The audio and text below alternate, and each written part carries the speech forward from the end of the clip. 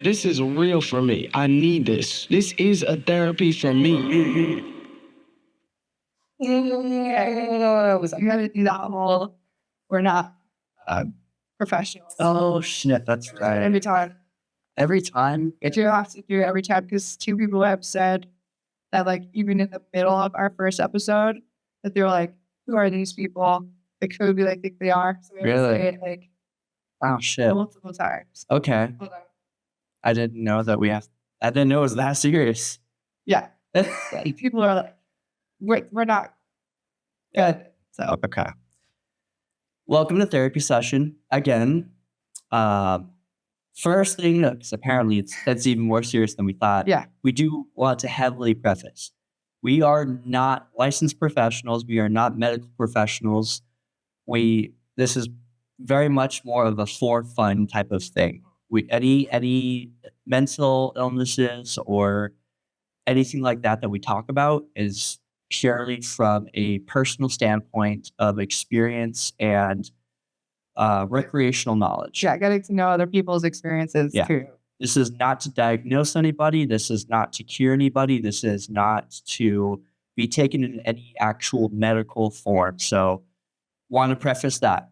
That is the big thing that we want to emphasize on here. But today, for our therapy session, we are talking about a very relevant thing in today's society. I feel like a lot of it, I feel like I think it's spread among many generations. It's not just one generation. It's not just one gender. It's not just we're talking about anxiety.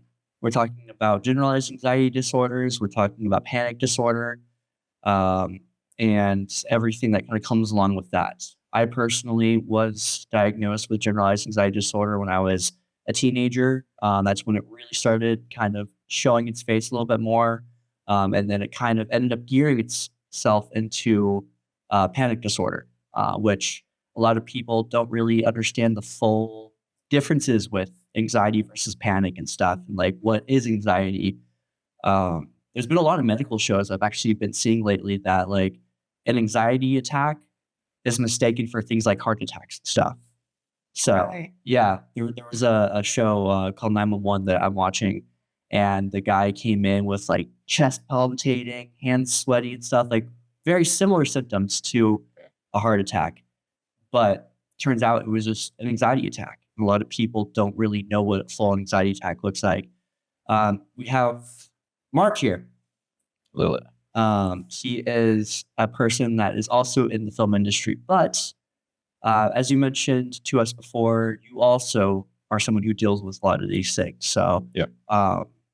I'm curious on your standpoint from a fellow man that has dealt with this kind of stuff. Like, when did you find out about this anxiety disorder that you have? What were the events that kind of like led up to it? And especially like, I'm assuming kind of went to find help, like professional help to manage it, right?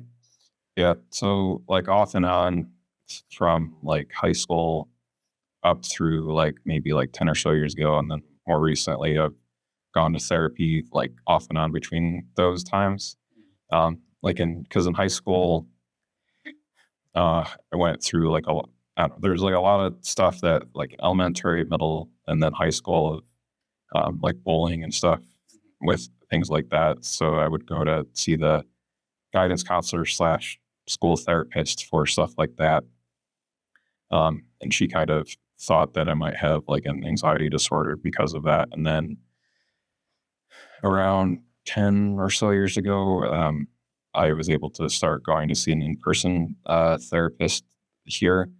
That one I don't think went as well though, because me and that therapist ended up talking about movies for most of those sessions. That happens to me. Yeah, Really? Yeah. which was I was like fine to talk about them, but then I was like, wait, I didn't really talk about anything that Yeah. was like actually like bothering me. I was just talking about the thing that I go to escape from the things that are bothering me. Yeah. Which I have seen that method used in more of a grounding sense. It's a familiarity, especially with something like anxiety. They want to figure out where you are neutral be able to bring you back to a neutral spot, be able to bring you back to a familiar I spot. feel like that's such a waste of time though, because you're paying to get like them to see your worst part so that they can help diagnose you or like help you with the worst part. So if you're like in your happy place every time you go see someone, I feel like it doesn't help at all. It's not necessarily to find your happy place there. That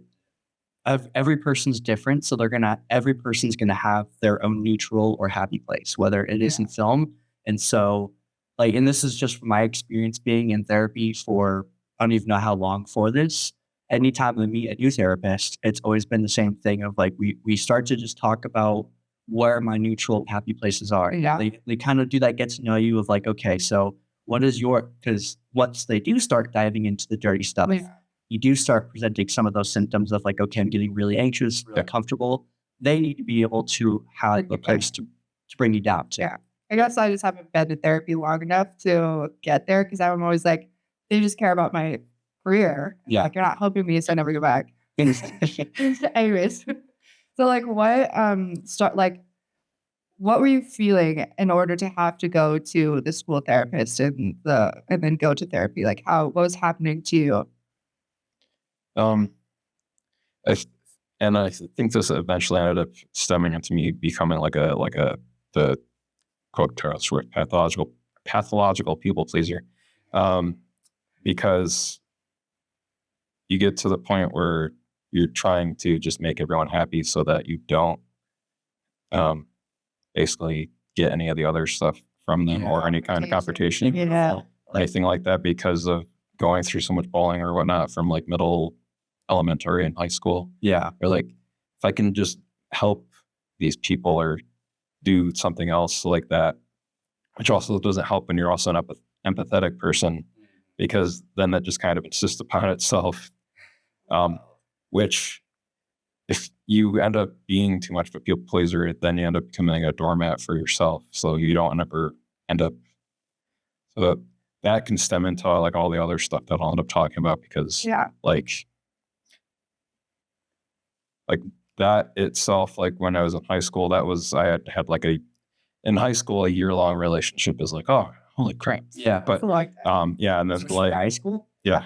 But so like after a girlfriend that I'd had in high school for like a year, like broke up with me, like that was like a big thing that I went through with and talking with the guidance counselor there. But then like also just like I was saying in like middle school, high school, I dealt with like people like making fun of me or things like that. So sometimes that would like I would let it bottle up so much, kind of like you were saying, like at what year would that have been? Like the late 90s, early 2000s.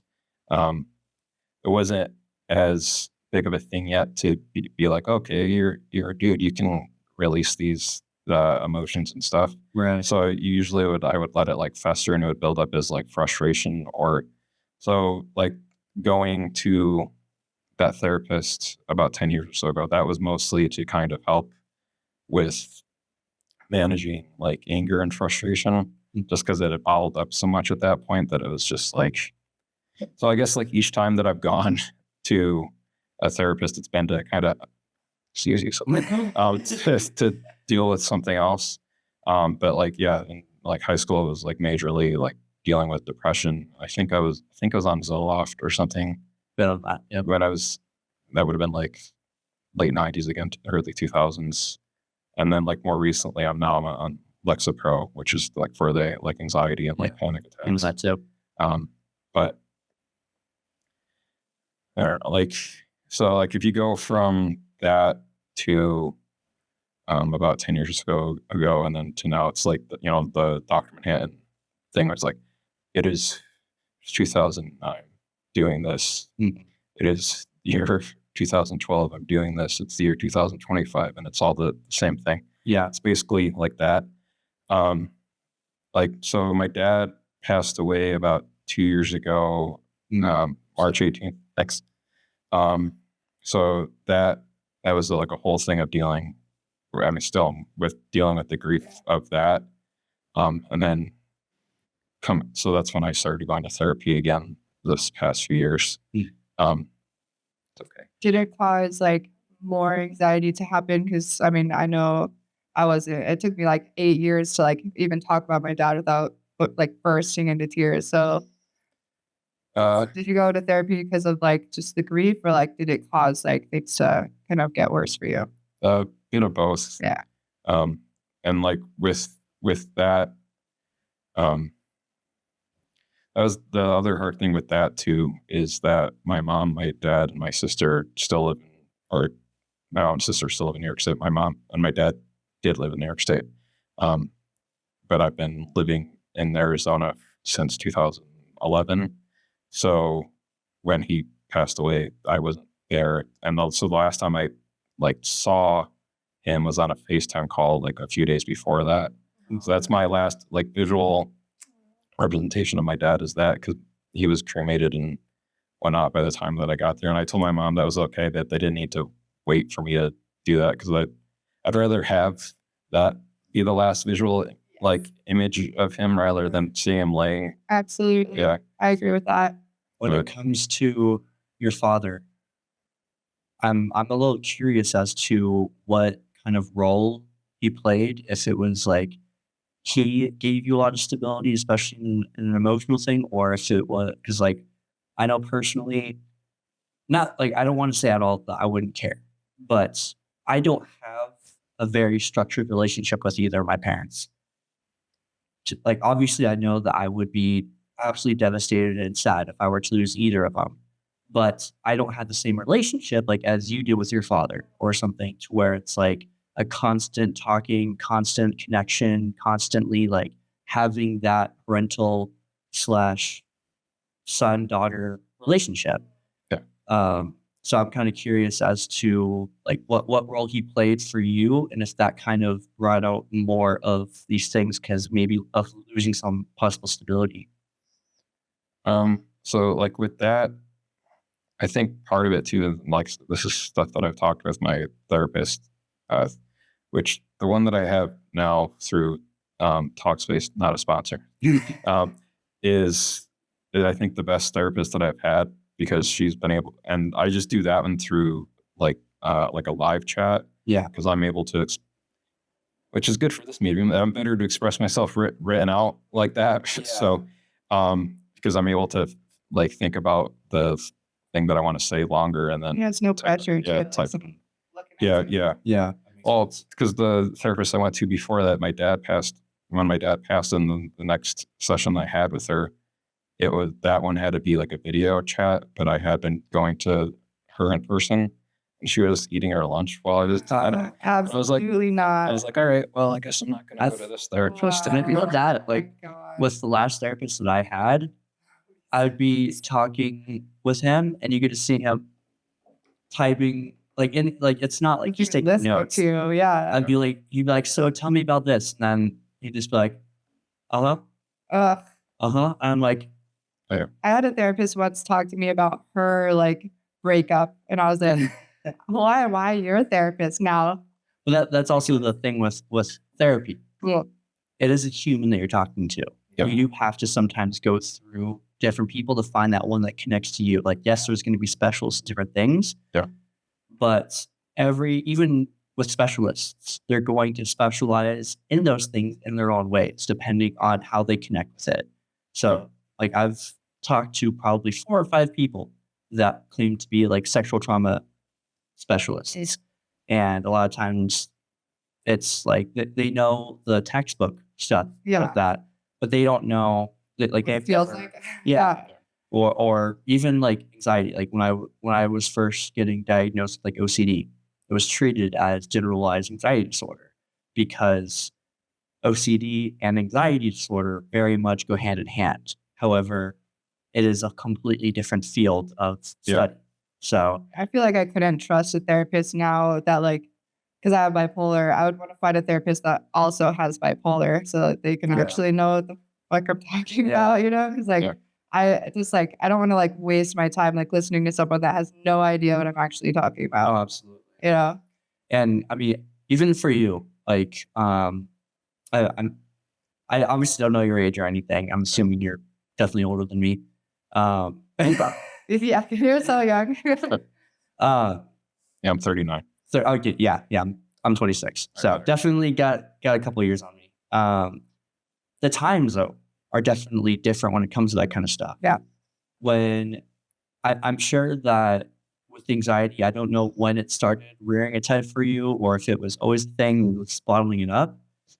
But thinking back to 15 years ago, there was no such thing really as getting diagnosed with a generalized anxiety disorder. Yeah. Or even talking about it. Yeah, especially as men, especially like being a man and saying like I have a lot of anxiety. It's buck up. Yeah. Suck it up. Yeah. Yeah, be a man. Like it was that kind of thing. And men do have emotions. Yeah. We just are taught from a very early age to bottle it in. So it's, and I'm kind of curious more into like, when did you start really noticing the anxiety for yourself, but maybe just were too afraid to get help for it? With that too, kind of going with my dad is like, because even parents are humans too, is that there's kind of like three different, like, I guess, versions of my dad. So like when I was like really young, because my maternal grandfather had been an alcoholic and went through that. And then my dad was like, when I was much younger, like I don't know, maybe like from the ages of like 4 to like 7 or something like that. And then my mom went through that maybe like when closer to like when I was 19 or 20. But then she's been sober now since basically then. So stuff that I dealt with my dad, and I even like put this like in his eulogy that I made it halfway through before I started breaking down when I was reading it was, and I took it from a thing that the character on Ted Lasso said was that I love my father for who he is and forgive him for who he isn't. Because there was like stuff when I was like younger, or I don't even remember what the thing was that was being talked about in it, but I still vividly remember something where like he was like over me, yelling me that I was lying about something, and I knew that I was telling the truth. So I don't, and then like cut to like years later, like he was an amazing grandpa to my son. And that I think that also kind of softened him too, because he maybe would have been of like that stance of like the buck up, like Yeah. when I was younger, but like more recent, like in maybe past 15, 20 years or so, he was very in touch with his own feelings and stuff too. So it was good that like he was also okay with doing that. But so I think maybe like between like that, like some stuff like that when I was like a kid, or like dealing with like the bullying, that's probably what like started like the anxiety and building that into me. And then I know my mom has also had like her own like anxiety and depression so unfortunately that is kind of stuff that is hereditary that gets passed down. So, but Is it something that's taught too? Because like if your mom was having like anxiety, then it kind of causes you to have anxiety, and it kind of maybe ingrains itself into like your personality in that way. And yeah, maybe like subliminally, like you're not even realizing like it's happening. yeah, because like with my mom, she was always like super impatient all the time, and that like now that I'm older, I catch myself being impatient, and I'm like, that's not hereditary, you know? Like impatience is hereditary, and that's taught and learned. So I was just wondering, like, yeah, yours is hereditary, but like maybe some of it was also taught as well. Well, then that goes down to almost like a subconscious level, Yeah. in the sense of the parent that is, and we kind of talked about this on the last episode, a mother's kind of role in the biological upbringing of a child is the nurturer, the emotional. Well, that's not necessarily true because my dad was the nurturer of my family. Like, Yeah. you know, because like other people, like some people have like really great moms and like they have like strained relationships with their dads, or some families have like really great dads and their mom's not. So like biologically, like in society, the mom's supposed to be nurturing. I think it's I know what you mean. like evolutionarily and just the way that At least this is just like what I've heard from other like podcasts or other sources that kind of focus a little bit more on evolutionary science and stuff. Like the dad does play those roles, and it's not a black and white thing. It's not every single parent is something like every single mom has to do this, every single father has to do this. Yeah. Sometimes it can be different things, but a lot of times I feel like naturally, um, if we're in ideal circumstances, if it is whatever circumstance you're thinking of, the mother typically is slightly a bit more of the nurturer rather, and the dad is a little bit more of like the breadwinner, the one that kind of helps out with other stuff. And obviously, it goes like there's so many different variables that go into all of it. Yeah. But like when you're looking at a parent like that, and they're kind of teaching you how to regulate your own emotions, but yet theirs are already kind of unstable with something like an anxiety disorder, you're looking to them, and we vocalize a lot. Like when we're anxious about stuff, we'll be avoidant on a lot of different things. Vocalization happens. Oh, I'm okay. Like you can pick up on anxiety pretty well when someone's anxious. Yeah. And I think that's also like, especially being the son to somebody like that, and you're looking up to them, we pick up on that even more. And so I kind of think not only is it like a hereditary thing, but it's something that's just consistently ingrained in us of like, here's how she acts towards these situations. Right. Here's how I should act. And it kind of ingrains that self. Yeah. That's interesting. With your anxiety disorder, I know in my case, it was definitely present as a very, very young kid. But obviously, there wasn't a whole lot of presence around that topic. Yeah.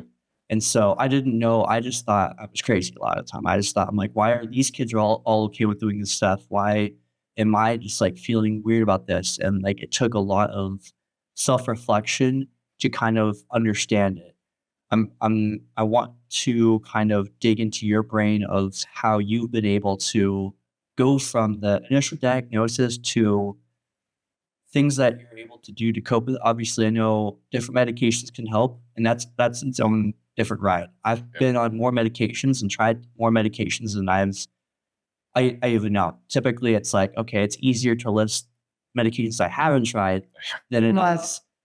Like I've been on pretty much everything, and like I remember the first time, my introduction into medication was absolutely terrifying. Like I was having a pure OCD attack, and I was in the shower for 3 or 4 hours. I had cold water because I couldn't stop washing myself. Like there's different things, and we'll get to OCD in another episode. When you took medication, are you? No, this is before medication. Okay, so you then had to get. But my mom didn't know much about the anxiety disorder. For her, like she has PTSD and stuff.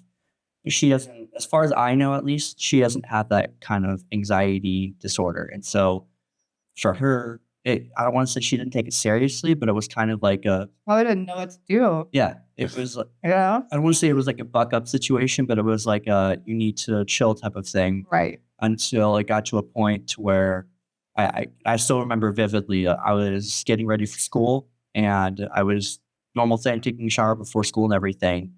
And then the OCD started kicking in. I couldn't stop washing myself. I was in there for 3 or 4 hours until I was just shouting for my mom. Oh my I God. was in there, mom, come in here. And I just needed the affirmation to calm the thing of like, you're freaking out. And then she was like, you're being a fucking psychopath. If you don't get out now, I'm medicating the shit out of you. And I said, please Okay.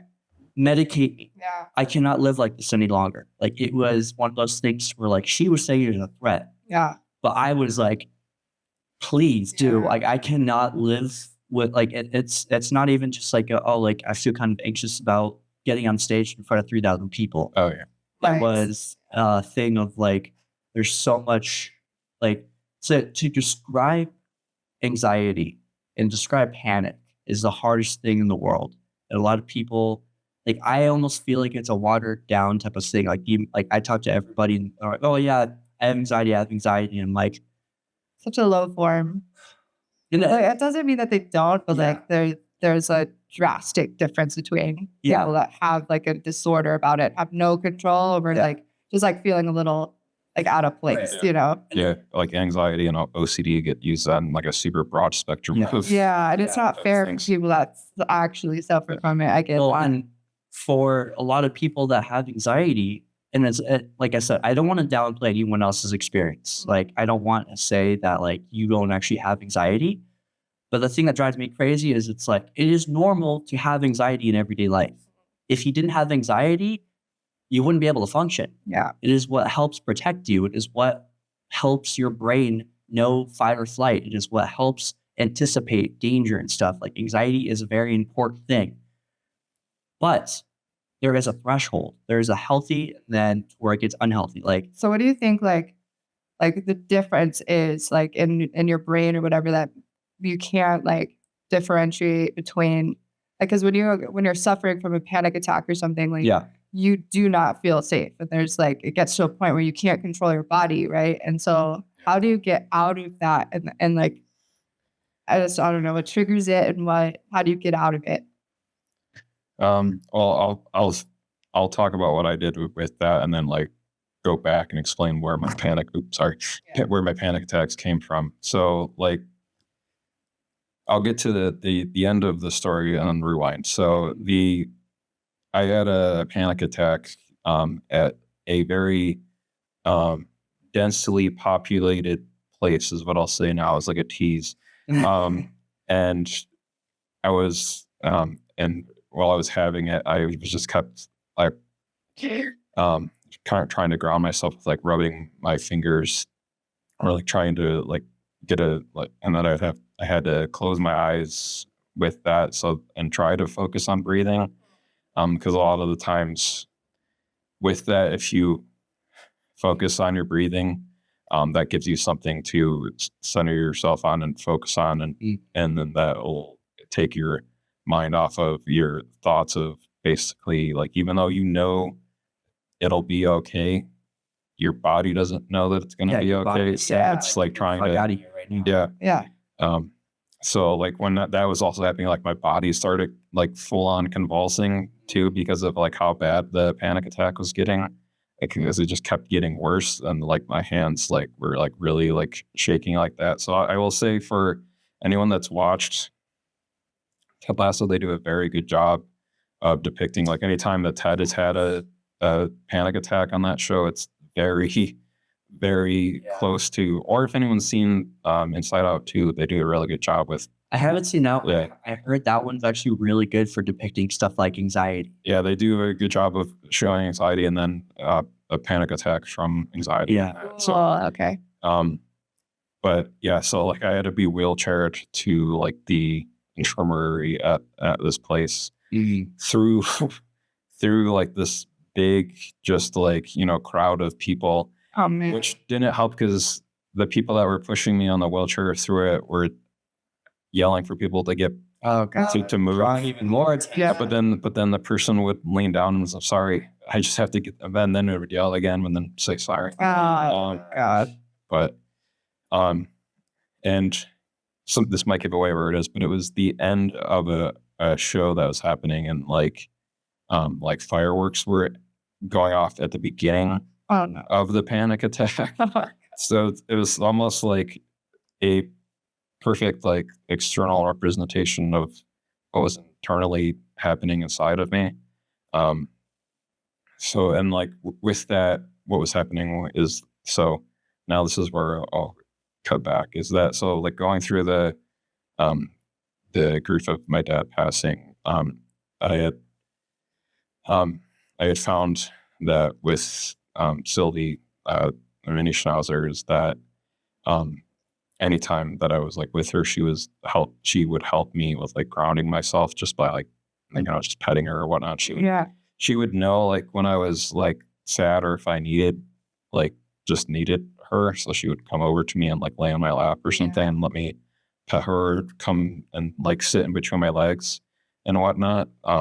So last year, about a year or so ago, I went through the process of registering her as my emotional support animal, that's a whole other thing that people like make fun of too. And they're like, "Oh, you can just go get your emotional support letter animal or emotional support animal letter from anywhere doesn't really do anything.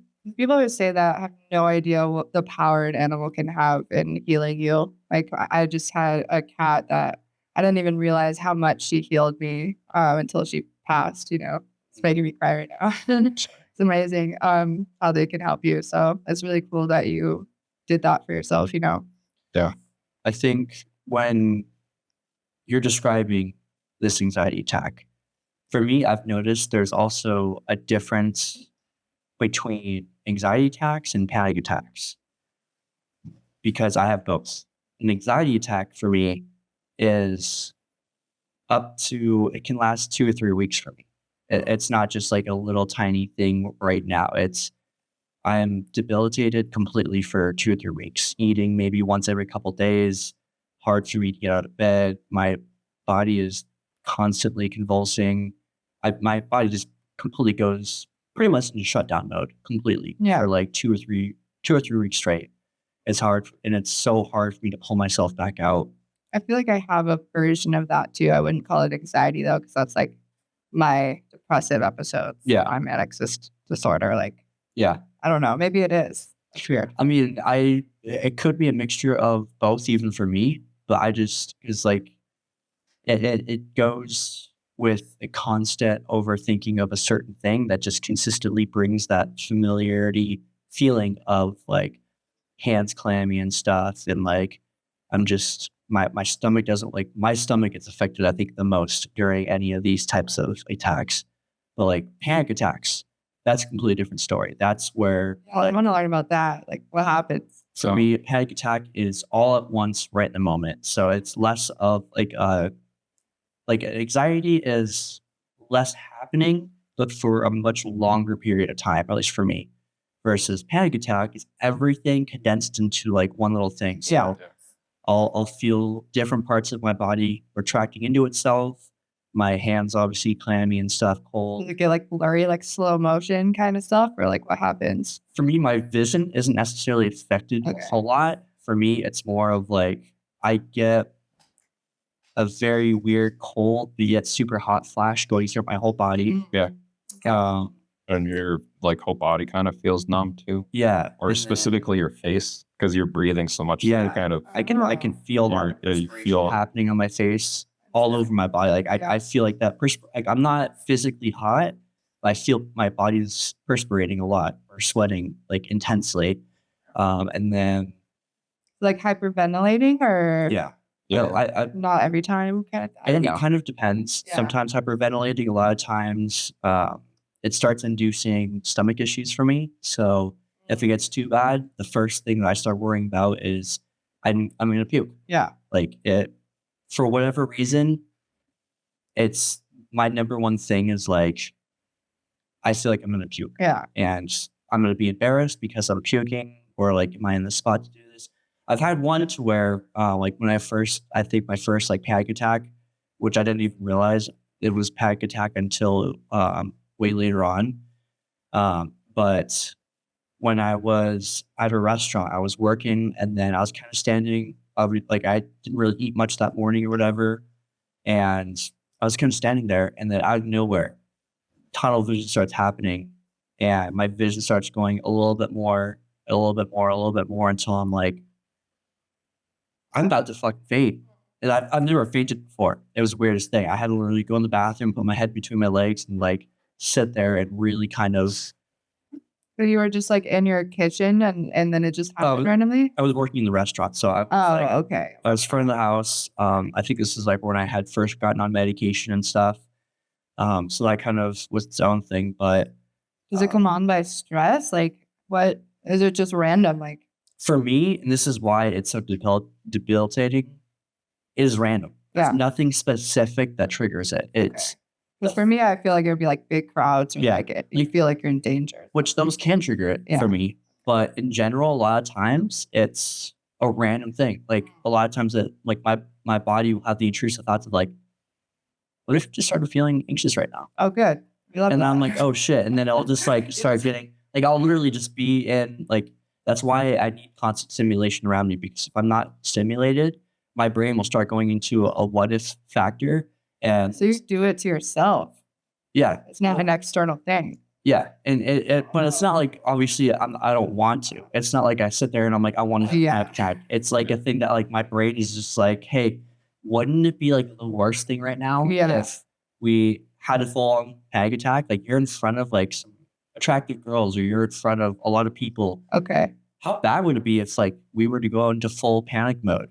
And then I'm like, "Oh, no." And then it's like, you know the feeling. You know how it feels. It's easier to get back to it every time a bit. I can probably induce a panic attack in like 3 seconds for myself. Well, that's good for your acting skills. It can be. I have used it for acting skills, but at the same time, because of that though, Mm, I have learned the ways to pull myself out of it yeah. really quickly. Yeah. I want to know, like, how does it feel for you? What happens Yeah. to you?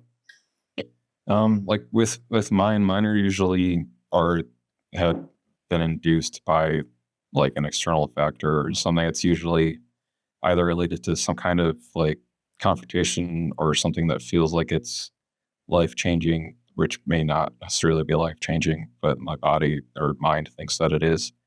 But yeah, like with that, like the times that I've had them, like it is like full body convulsions. The second time, luckily, Sylvie, I was at my house, so I was with Sylvie. So I was able to like sit and like just pet her, and that would help me. And I was still like kind of hyperventilating to that point. So, and my son was home, so I kind of yelled. How old is your son? He'll be 20 in November. Oh, okay. Yeah. Okay. So it wasn't like you had like a toddler or something. Oh no. Okay. But so like he came out and like held my hand as well too, as I was trying to do the breathing exercises with it. I know there's other stuff that I've looked into after that too, because there's like things you can do with like the senses where you like you go down through like a list of 6 Yeah, things. It's like touch, Yeah. taste, see, feel, and whatnot. Yeah. Like some of my other friends have had panic attacks, and now that they know that I've had them, they've like texted me or called me and asked me, or just I will call them and talk to them on the phone through it. So Yeah. because I know that they suck. Right. But once I went on Lexapro, that's helped them a lot, because there's been at least 3 or 4 other times since I've gone on Lexapro where I know that I could have felt like it started to build, but because of that, it was able to make it less and subdue it to a point where I didn't like go into full like That's great. clammy hands, body convulsions, and whatnot. Like I started on 5 milligrams for it. I'm on 10 milligrams for it. But that all goes back to is that so after my dad passed away and I started going to my therapist, like basically for grief counseling, more or less. That got me to think about different things in my life at that point. So that was 2023. So in 2023, like I wrote like a letter to my wife that I had been married to at that point for 2023. So that'd been 13 years.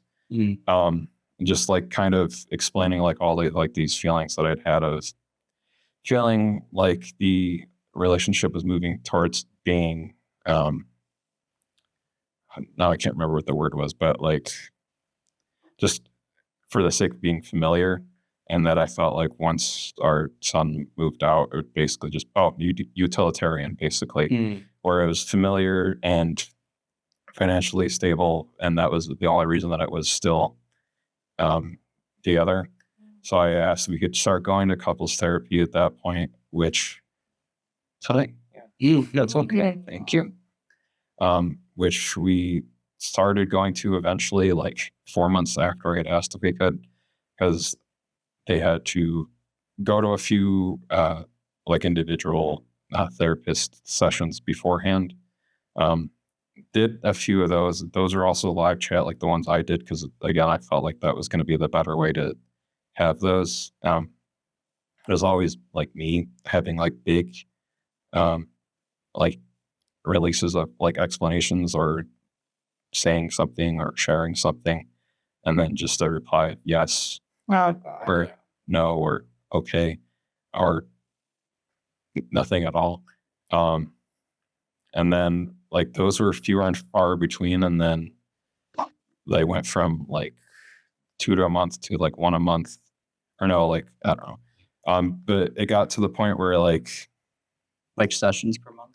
yeah, like in May of 2024, was our May 8th of 2024. Yeah, jeez. When Was our like basically the last session. So and that one was like where I had basically written something in that saying, feels like at this point we both have both shared that neither of us are in love with the other one anymore, or still just in this relationship for the familiarity of it.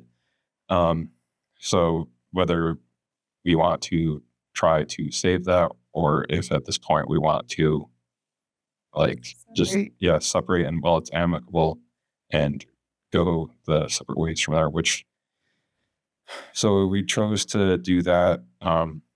And then unfortunately, timing wise, we had renewed the lease on our rental house about 2 weeks before that. Ouch. So we since then had to cohabitate for like the past year or so. Still? Since deciding. Yeah. So that's had its own challenges, and then our son moved out within the past month or so to his own place, which is exciting. That's exciting for him. He's only like 10 minutes away from where we were living, so that's kind of nice for now. Yeah. And at one point, like he was going to be staying here, and then she was going to be moving to a different state, and I was going to be moving to a different state. Now it seems like only I'm moving to a different state, and they'll be staying here with like around him. And then there's been like a whole thing with her about who Sylvie will go with. So that's Stop it. been fun. Did you win that battle? That's like an ongoing kind of thing. Well, you better win that battle. I'll come over. I'll take her and then bring her with you. Because, well, I don't know if it's this way in other states too, but in Arizona, pets, whether they're registered as ESAs or not, are considered property. So they want to be considered any different than like this glass of water, like, Whoa. or glass, and be like, hey, I like that glass a lot. I want it. Like, oh, no, I want it. And then, but then, so if you go to a judge, the judge would then, if you couldn't decide on if who got that glass, they would then just make you sell that and then split that. But obviously you don't want to do that with, so. She doesn't see that like Sylvie helps you a lot, and like she's not understanding of that. So this kind of goes into the other part of this too, is that like cut to October or so of last year, a friend that I had, whose name is also Kayla, not to be confused with this Kayla. Her and I had been talking. She'd been very supportive to me and whatnot. We'd just been friends for years, and that kind of gradually moved from being a friendship into more than that. And near the end of November, I had asked my son if he wanted to go see Back to the Future, the musical, with me. He didn't want to because he said he doesn't like musicals, but I was like, but you like Back to the Future. So at that time, I had asked her as a friend if she wanted to go with me, and then that was planned out. Cut to, like, we ended up becoming a couple because we kind of shared or broke the fourth wall, as it was, of like that we both liked each other and began kind of talking to each other online. And then planned like a kind of like a weekend at the end of November through to December. And I wasn't trying to hide that because my ex-wife and I were in the process of getting divorced. So I was like, I'm not doing anything wrong. Right. So cut to, because we still have the family sharing stuff on the Find My. And again, I wasn't trying to hide where I was, but I had sent my son a message asking if he wanted me to get him anything or grab him anything while I was there. He said he didn't want anything. But then like as I'm on Pirates of the Caribbean, I get a call, and it is like the call basically all this stuff, and then like I ended with saying that they hated me. Like I could kind of feel like the oncoming of the panic attack earlier in that day, but it didn't fully go through. And then I don't. This is gonna make it difficult to like, kind of ever go back to Pirates of the Caribbean. This was stuff that like so my girlfriend Kayla had set up us going to Blue Bayou later in that day. So my ex-wife again called while we were there, and that's where like the panic attack really started to.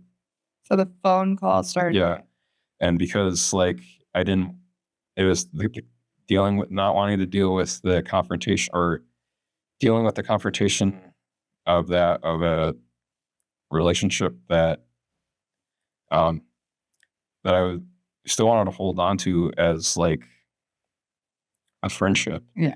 At least because we co-parented a kid together. And then just because we had been with each other for like 1/3 of our lives, basically from 20 to almost like, basically 20 years. Yeah. Wow. Yeah. So like 20 years before that without, and then 20 years after with. So you felt like from that phone call, it was like that whole relationship ending kind of feeling, not that it would, but like. Yeah. And then like that feeling of then feeling like I was ruining the dinner for my girlfriend. Yeah. And then, but with her, she's very, very supportive, kind, and like always trying to find some way to support me in some way. And like, she wasn't mad about that at all. She was like, they're holding my hand the entire time, trying to help me. When we left Blue Bayou, it's okay. And went.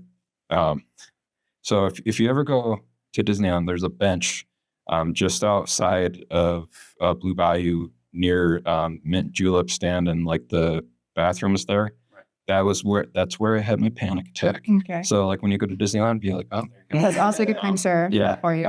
But yeah. So Hey, for this? yeah.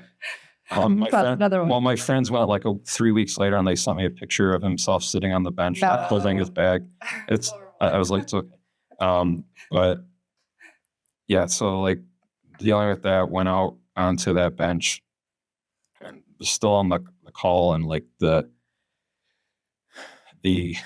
panic attack was like getting worse because again, like I was trying not to disappoint either person. Right. So I wouldn't end the call, and she wouldn't end the call, and then my girlfriend got in touch with or asked one of the Disney cast members that was nearby, that was like one of the EMT ones, to let them know what was going on. And then like they eventually had to take the phone from me and talk to her on the phone and let them know what was going on. Really? Wow. So she was just like egging it on. I don't know if she knew this. She was. I want to give her the benefit of the doubt on that. But like, it wasn't like all of everything that was happening there at that point wasn't happening, or it wasn't helping.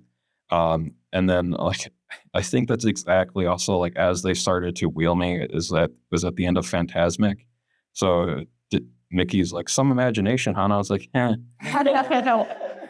The irony. Yeah. But yeah, so I got wheeled all the way through Disneyland on the wheelchair at that point, and then the infirmary's like near Main Street and just before Tomorrowland.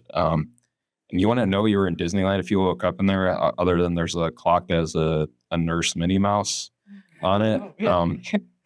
But yeah, I laid in there for like maybe like an hour or so, like recentering down, breathing and whatnot. And then maybe like a few days later when I got back, she started throwing all of my clothes from the closet out into the hallway.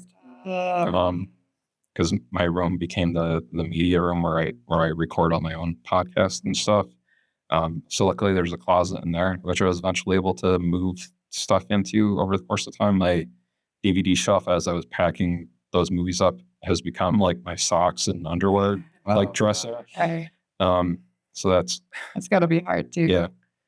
And then I've been sleeping on the couch also since December of last year. But Hopefully it's a comfy couch. Yeah. well, I eventually found the comfy part of it.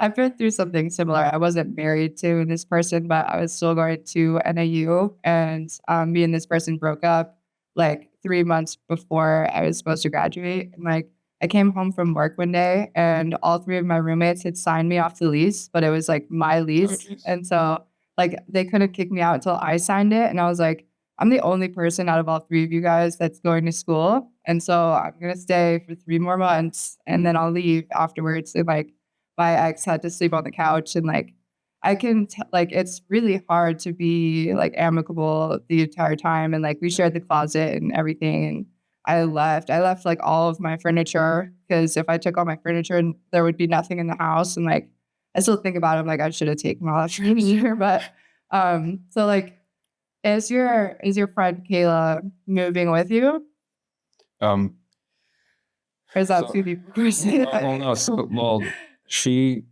is my girlfriend. But she lives in the Bay Area. That's not the reason I'm moving there. Okay, well, That's not the reason I'm moving there. right. But that is a perk of her That's living there. cool. But my friend Lawrence, that I helped move last year, who also went through a divorce the past year, which I think that's something that's happened in 2020 that kind of slowly grew for a bunch of people, is that a lot of people that I know have gone through or going through divorces Yeah, I know that. in too, like yeah. like the past 2 or 3 years specifically. Yeah, because like on my hand of people that I know that have gone through it, and I was like, oh yeah, there's like a bunch of like I I want was gonna ask, was it like after your dad passed away that you started kind of realizing this? Or was it happening prior to that? Or was that just like a way for you to kind of see in your life like what was important? yeah, so that was kind of spurred me to like write the letter, because I was like, I don't want to just keep sitting in this. This is gonna be great. Something. About it. So cute. I'm so distracted right I now. love her. But hold on, I'll let her finish it. Are you thirsty? It's so cute. She's like trying to get that one little ice cube affection. That's fun. It's so cute. Oh my gosh. I'm good. Dude, what? There we go. No? Oh, Sorry. No, no, it's fine. okay. This is going in the podcast. Oh, absolutely. We love the doggy. For those who are just listening right now, who are wondering what the hell's going on, this dog is sitting in his lap and Yeah. is drinking the water that's in his glass, and it is the cutest thing in the It's world. literally the best. How are you, dog? There we go. Nice. That's all right. Yeah, good girls. But yeah, so with my friend Lawrence, he had offered to rent me a room at the house that he bought there, and he's super into movies too. So Oh, nice. Okay. like our whole vibe of decorating, I feel like will end up being pretty similar. Cool. And then I don't know how long I'll live in the room, just because I don't want to just live in a room. Right. But like I know like he'll share that space with me because I'm friends with him. But yeah, because he offered that became an easier way than trying to. Because initially I've been looking at like the Burbank area and whatnot, but when he offered that, became an easier way to like find a place than looking through tons and tons of Yeah. And have support, right? Yeah. And stuff. And then- Familiarity. yeah, and then then possibly living with random people that I Right. didn't know in Los Angeles or the Los Angeles area, and so I was like, I'll live with somebody that I know. Yeah, for sure. In your previous relationship, how familiar or knowledgeable was she about your anxiety disorder? And like, I'm a little curious on like how serious she took it, especially as your partner. Like, what kind of support she was able to show, or maybe the lack thereof. with that, like her herself, like she hasn't really ever gone to therapy that often. And I know some of that's just because I think with where she has worked, like she hasn't had insurance that would cover that for her. But I don't know, like sporadically, I mean, less so in the past year. But like when my dad passed, she was very helpful and with like supporting me through that. And like anything I needed from that at that point. And then I don't know if like maybe I think maybe like after I wrote like the letter with that, but it was also a thing that was just kind of running through the relationship too of everyone's gonna be able to tell I'm a Swiftie is that there's another line. It's like you kept me like a secret, but I kept you like an oath.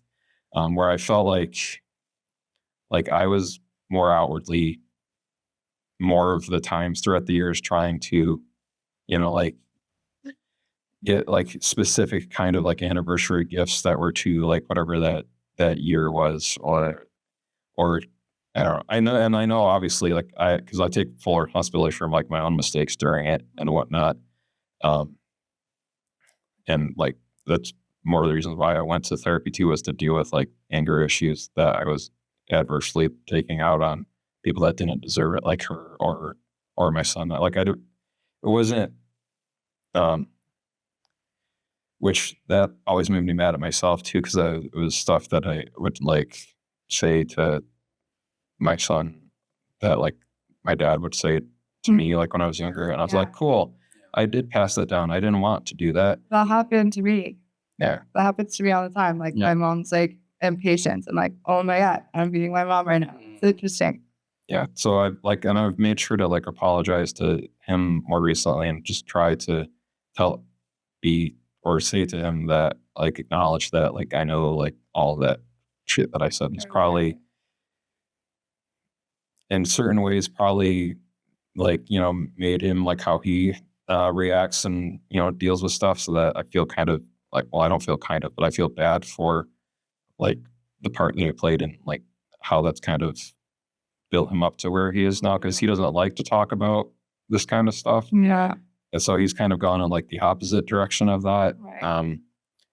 Just because it's too hard for him to talk about that kind of thing. So it's I think it's good that you are starting to talk to him about it though, and like making him aware that you are aware of the things that you did, like that affected him now. Because I mean, even if he doesn't want to talk about it, he knows now that you are someone that he can go to talk about it. Yeah. And like it's kind of a thing where like if like don't push it too hard, but like just remind him all the time that like you are aware that you've done something to him that you're seeing in him, and then if he wants to talk about it, he has someone to talk about. Yeah. You keep mentioning this letter, and I don't want to be too intrusive. Yeah.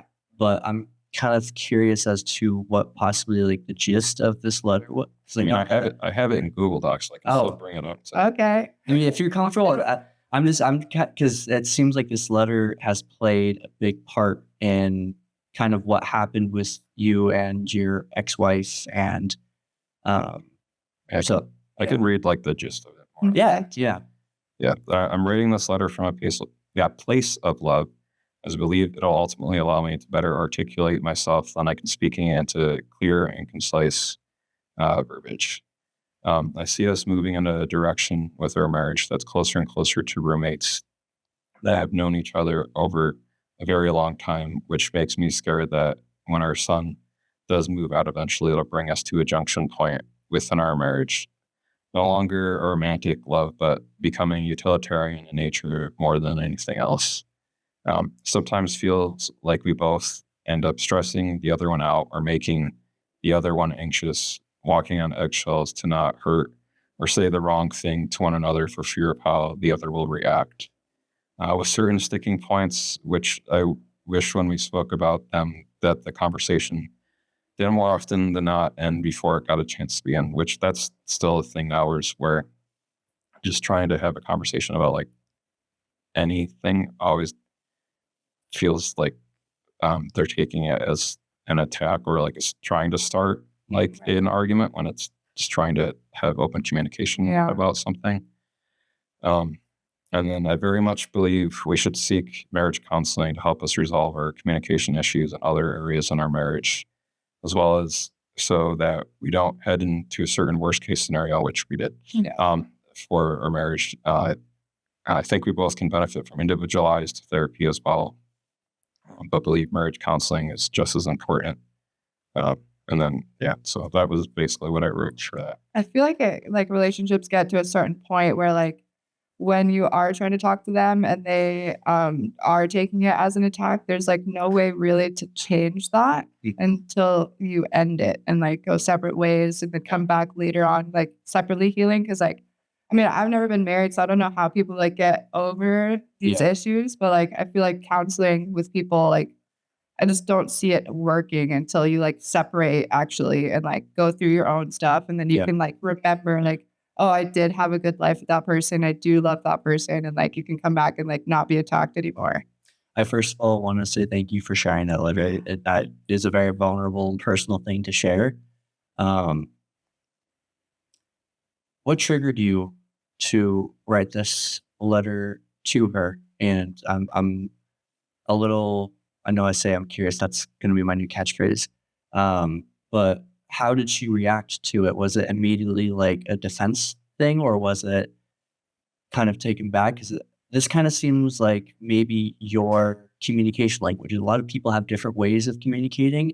That's been one of the things that I've seen in different relationships is like, I want us to be able to talk. I want us to be able to sit right here and talk. Yeah. But a lot of people can't really do that kind of confrontation. For them, they're put on the spot. There's too much pressure. They can't do it. However, I'm like, okay, cool. Well, I'm going to go over here so that way we're not in each other's space. And you just text it. And like, even if we're in the same room or same household or something, there's some less pressure on texting whatever the issue is rather than confronting them with words, which it seems like this letter could have possibly been a similar thing to you instead of having to sit right in front of her.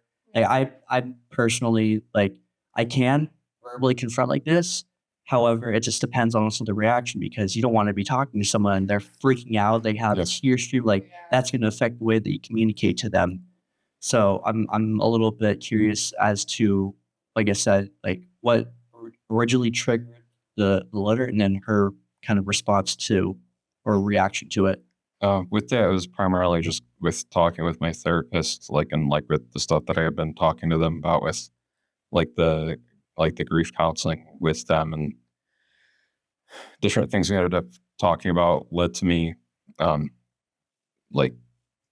wanting to then write the letter at that point because I didn't want it to just keep on doing that. And the letter, besides me being able to communicate better that way, I was also able to get out my entire thought process on that without halfway through being interrupted from it, assuming that I was starting an argument. Yeah. So I did it as a written thing so that the entire thing could be read.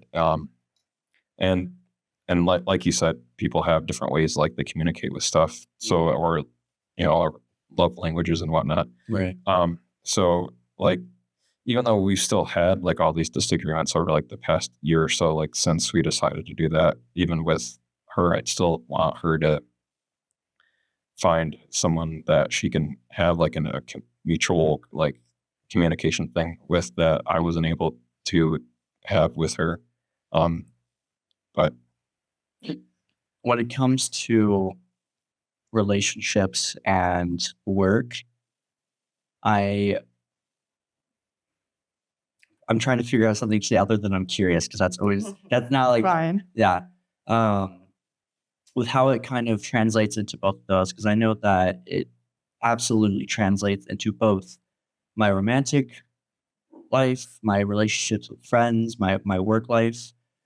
It's changed love languages for me to where it used to just be physical touch and stuff, but because of that, like we were mentioning before, that almost approval seekingness, words of affirmation are my fucking drug. That gets me every time. And it's that affirmation though that I've had previous relationships to where I didn't know I did anything wrong. I didn't know I did anything to upset the person. And they kind of just bottled it in until it was a blow up situation. And so like, yeah, I might have like a little tail or something here or there. Like, hey, are you okay? Are you mad? I'm fine. It's like, okay. And it's like, we're in this relationship together. I hope you know that like I would never do anything on malicious intent towards you. I'm your partner. Yeah. If I wouldn't do anything. So obviously if I did something wrong, I didn't know I did anything wrong and I need you to kind of tell me, but that's where like the communication barriers started a lot. And they're like personal barriers, like, because Yeah. if they can't confront you when they want to either, Yeah. yeah, that's the hard part. And it made it to where it was hard to know. Like obviously everyone has their own emotions and stuff. And now it's gotten to a point of like, if you're upset, first of all, like I need you to be honest with me, no saying I'm fine and just going off on your own. Yeah. But it's also I've gained almost a thing that I know this is something I need to work on personally, but of like at least tell me if it's me or not. Because if it is me, then I can at least try to Understand. look back and see what I might have done. And like obviously I know that like everyone has their own timing of communication as well as like their method. And so sometimes like they're not ready to talk about it right now. But I've got to the point where I'm like, well, now I'm gonna be overthinking with like, oh shoot, did I say something wrong? Did I do something wrong? And kind of overthinking in that aspect. And it's reared its ugly head so many times in the sense of like, okay, well, if you're upset, here's the process I need in order to keep my own sanity. And if it's not about me, okay, cool. Like I'm willing to give you space, but if it is about me, like I want to fix this, because it gets in that like approval thing. And then even with work, it makes it to where I'm in a career that there's a big potential to travel a lot.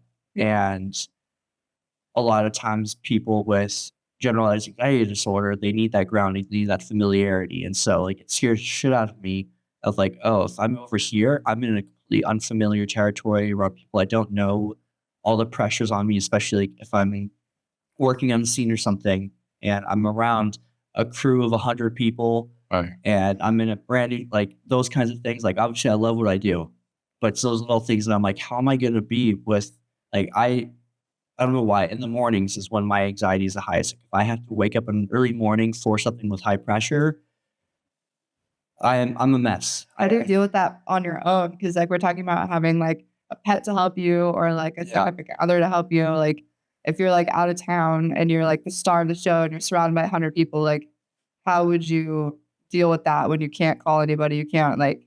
Honestly, Yep. sometimes taking stuff. Yeah, when it's There's a propanol that I have, which is like an instant type of thing. Oh, it's an instant thing. So like you're Within like 10, 15 minutes, Oh. usually you do that and then it lowers your heart rate and stuff. Interesting. Otherwise, like I said, I've been able to figure out different things. Like there's breathing techniques and there's box breathing, which is Does that help? breathing in 1, 2, 3, 4, hold 1, 2, 3, 4, breathe out 1, 2, 3, 4, and continue that. There's the 5, 7, 9 method. Breathe in 5, hold for 7, exhale for 9, because biologically exhales are what slow down your heart rate. So the inhale increases it. The exhale is what lowers the heart rate a little bit. So if you take longer on the exhale, you're physically lowering your heart rate down a little bit. And then a lot of times, like not just taking deep breaths, but diaphragmatic breaths, using your diaphragm, because what happens is when you expand your diaphragm, when you breathe and you really stretch that out, it hits the parasympathetic nerve.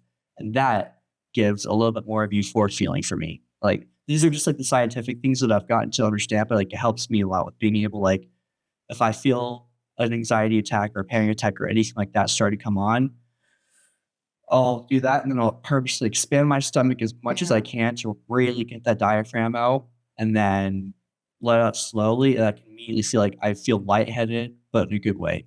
I feel like it takes a lot of strength to like do those breathing exercises because like I don't have these anxiety disorders, but like you've seen me like be anxious and you like have kind of forced me to meditate a little bit and like in the like trying to do those breathing exercises, like I got anxiety by doing it. And so it's like hard, like it's hard to break through it. You had to force me to do it. And once I was done, I felt better. But like there's one time that I was like, I can't do this. And I like got up in the middle of it. Well, So I don't know how you guys, especially when you're in the middle of an attack, can like take over your brain and get yourself out of it. I think that's really like strong. And Well, if you think about it, if you're not in a state of panic already, your heart rate's already pretty low, you're not really too bad, and you're starting those, it's going to raise your heart rate automatically because you Okay. go from regular breathing to heavier breathing. yeah, But it's also dependent, like it's not a one round thing. It's doing it for 6 to 10 rounds. yeah, And you kind of have to power through it. And sometimes it's not every time a certain type of technique is going to work in that specific moment. Sometimes you have to experiment with like, okay, I'm going to try 10 rounds of box breathing. If that doesn't work, I'm going to try 10 rounds of 5-7-9. If that doesn't work, I'm going to try the parasympathetic nerve one. If that doesn't work, I'm going to try the census thing, which for that one, which you were mentioning, usually I want to say it's like 5 things you can hear, 4 things you can see, yeah, 3 things, and kind of going down the list. And what that's doing is it's grounding you in the present. For me, that personally doesn't work. yeah.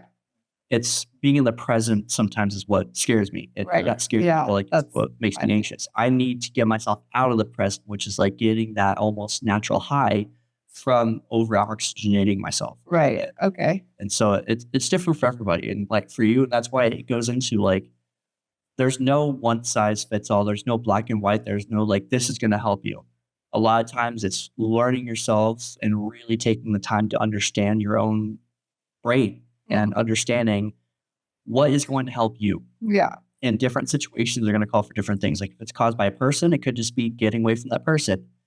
In relationships, Yeah. I sometimes that's for sure. I'm like, I need you to hold me and rub my back and do that. And other times I'm like, I need you to get the fuck away from me for Sure, yeah. 10 minutes so I can go and calm myself down. Like, Yeah, and if I thought someone doesn't let you yeah, leave, that's what causes so many other problems. I know. And like, even for me with having that, when I see other people, obviously I do kind of have the knowledge of like, okay, here's some stuff to try. Mm, But that's where I'm sitting and I have to ask, okay, what helps you? Are you someone that needs the physical touch and presence of somebody or Yeah. needs to be left alone?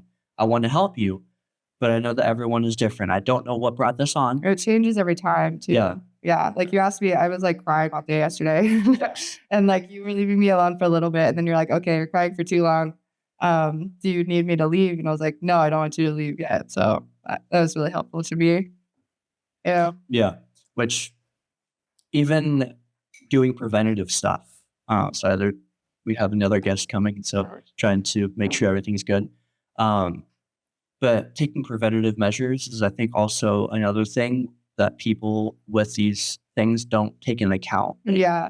Like how so? People underestimate daily life stuff, keeping a good routine, making sure that you're not going absolutely crazy. Like, especially in our lines of work, it is very unpredictable. It's like, obviously, unless you work in a 9-to-5 corporate type of thing, that's a very stable thing, but there's so much instability with what we do that you have to find a way to routine yourself.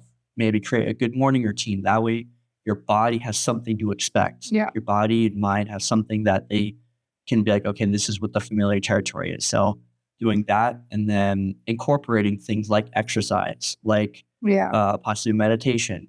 I personally I hated going to the gym for a while, but now it's like my therapy, being able to go there because it's not just like about strengthening. It's about the fact that there's so many chemicals that get released in the body, so much extra stuff that happens that it naturally helps progress things along. See, I know that. Like people tell me that, and I have felt it before, but like try to get me in a gym right now. You know what I mean? Like it's hard at first, but that's also, I think, where you have to, like, I needed an accountability partner. I have a buddy that me and him go to the gym almost every day. Yeah. I'll sometimes go by myself. I always prefer going with him. And then I also kind of, like our last episode with Mike, I was mentioning creating a reward system.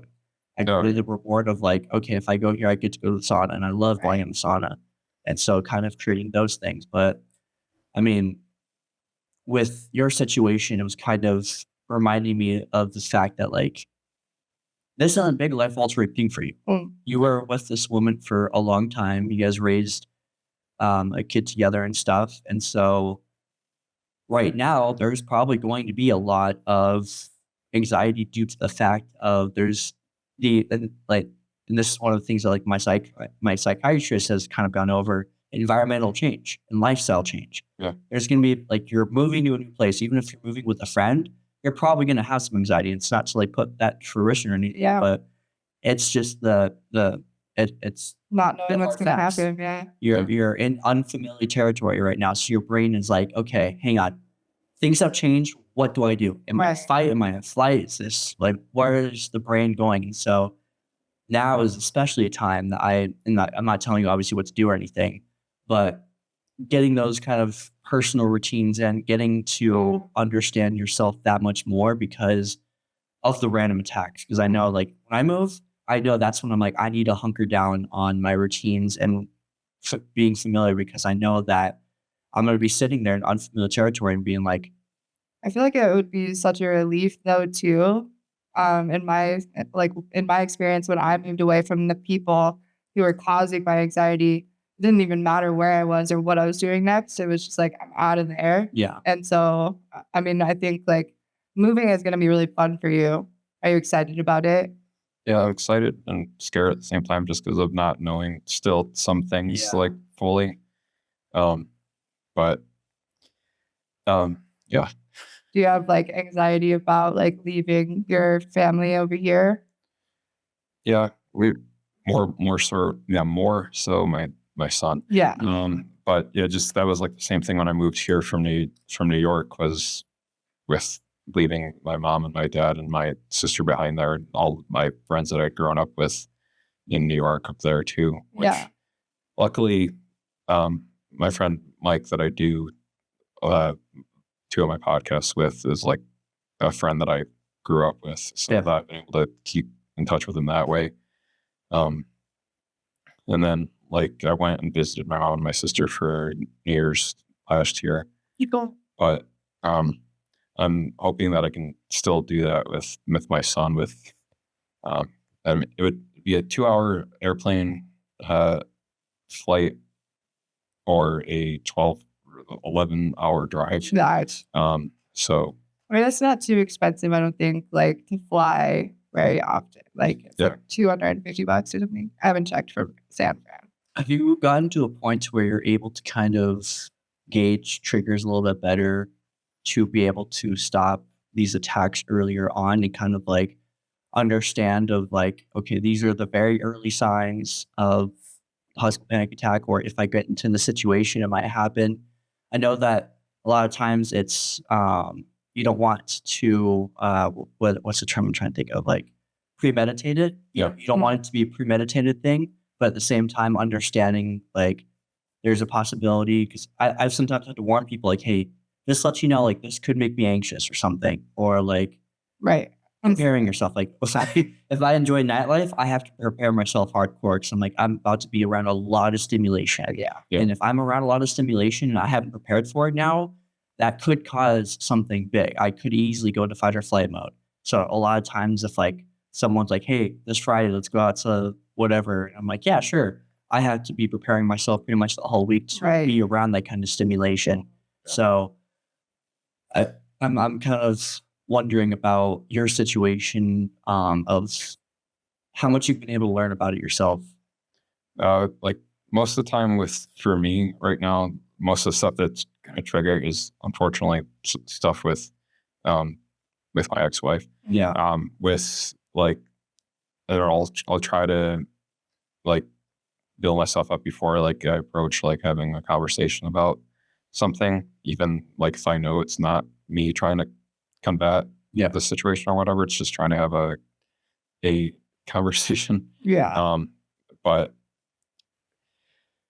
yeah, I've been like, I can feel like these situations though now, like where I can like feel the buildup of what would be a panic attack, and try to like lower myself out of it before it like fully built itself up. And taking the Lexapro has helped with that too, because it's just kind of helped to like level me out in a way. How long have you been on medication for? With that, I went on it starting basically in December, after like a couple, Okay. like a week or two after I had like the first panic attacks. So it hasn't been a super long time that you've been medicated for this then. Yeah. Have you tried external sources? I know a lot of people that I know that have anxiety, constant smokers of marijuana and stuff because it helps them. And they've tried to like get me like, hey, like this marijuana is going to be so much healthier than taking these hardcore pills that they're giving you. For me, weed doesn't work like that. For me, it almost induces more panic. Even like edibles too. It kind of depends. I've had one or two instances, and obviously, like I don't have a lot of experience with weed, so I don't know if it's like a certain strain does something to me or a certain way of doing it. I know that like I hit a wax pen once and it didn't really hit too bad, but hitting regular flower, I guess, definitely is like the worst for me. But like when I had to transition from meds, I would use stuff like ashwagandha root, and that did help a little bit.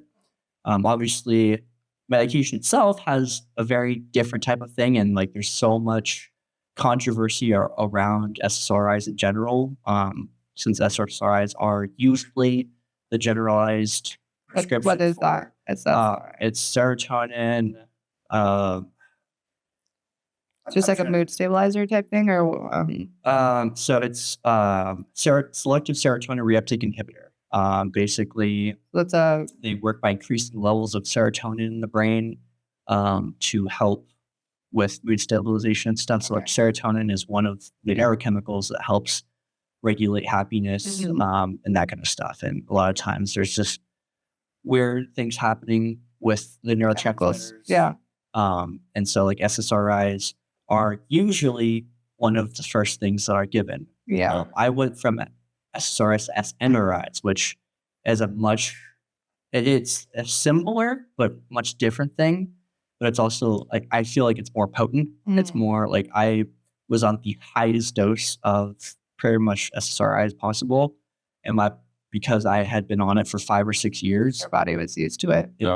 It got too used to it. So I'm like, hey, my panic attacks are starting to come back a little bit more, and they're like, okay, well, let's get this. And so like I had to completely wean myself off of these, get myself onto SNRIs. I've always been someone that like didn't want to take medicine for anything. I beat it. So I like didn't for a lot of my life, and then just got to a point where it was like so bad for me that I was like, all right, just give me something. But when I went to my psychiatrist, I was like, I don't want to be on like 500 milligrams of whatever. Just like give me like the most generic, like lowest dose you can give me and see what happens. And I'm still pretty bad about taking my medicine. Like I haven't taken it today yet. I said I was good, and then I never did. It's a scary thing. Like I don't personally like my medication. If I could go without it, I 100% would. But I've seen myself without it. I've seen myself like when I lower my dosage and stuff. And like I said, my panic and my anxiety isn't always exactly triggered by a specific thing.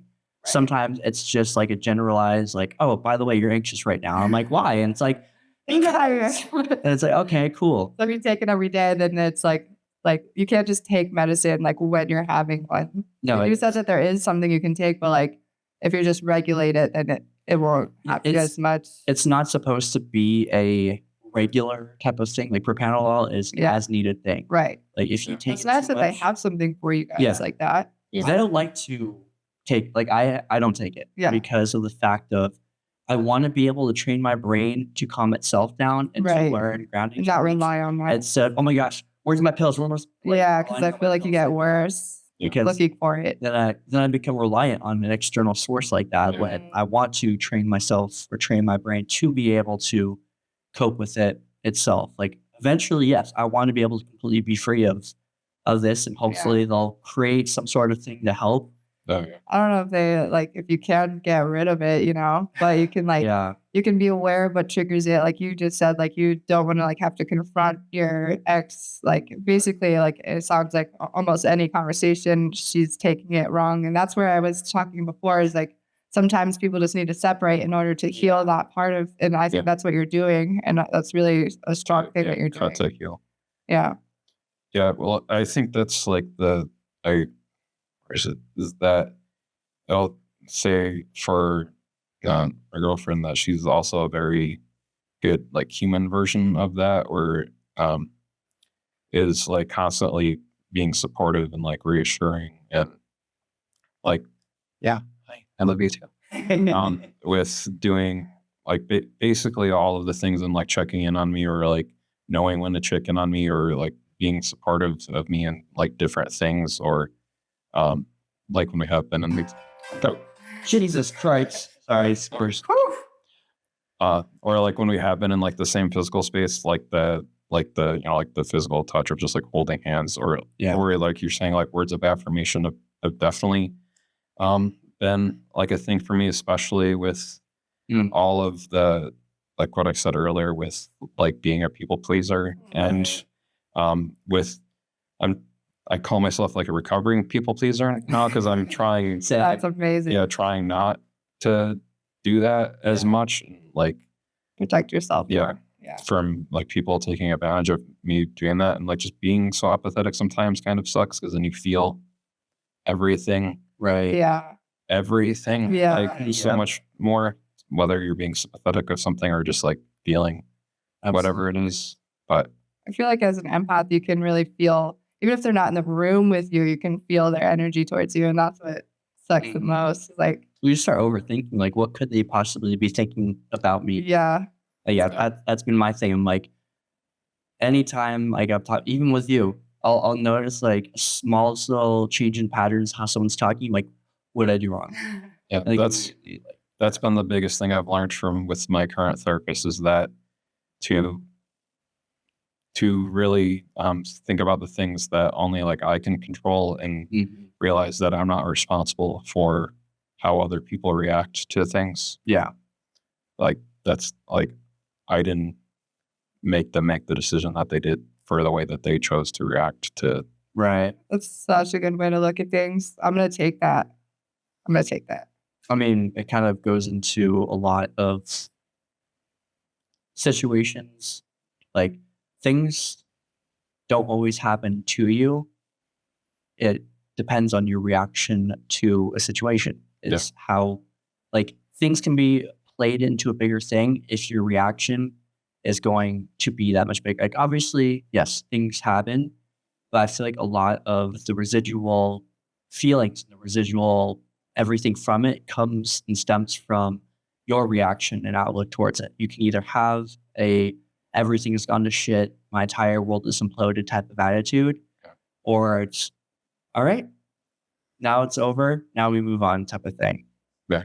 So we do have to end this. Yes. I just want to ask, like, what's the most important thing that you've learned about like your panic disorder and like how you've come through it?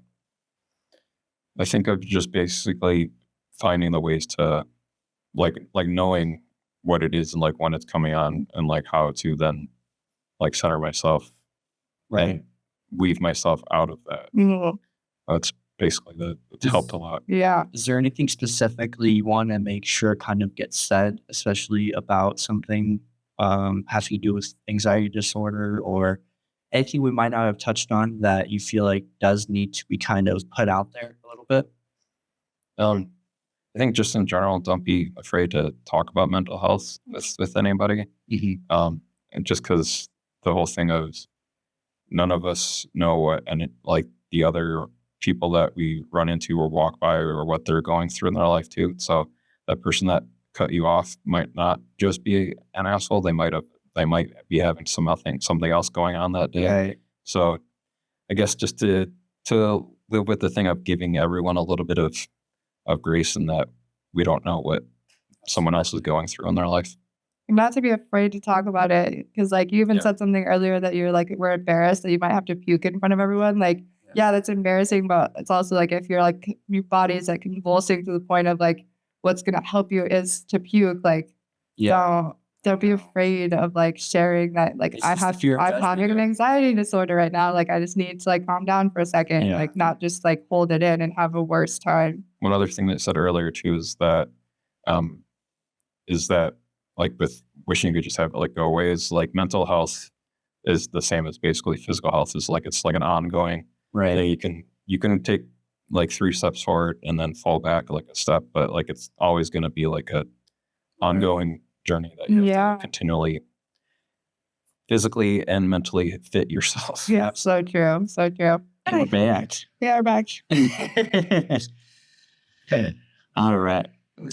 So one of the things that you kind of wanted to touch on, which I'm also curious about, is using all of this through your work in cinema.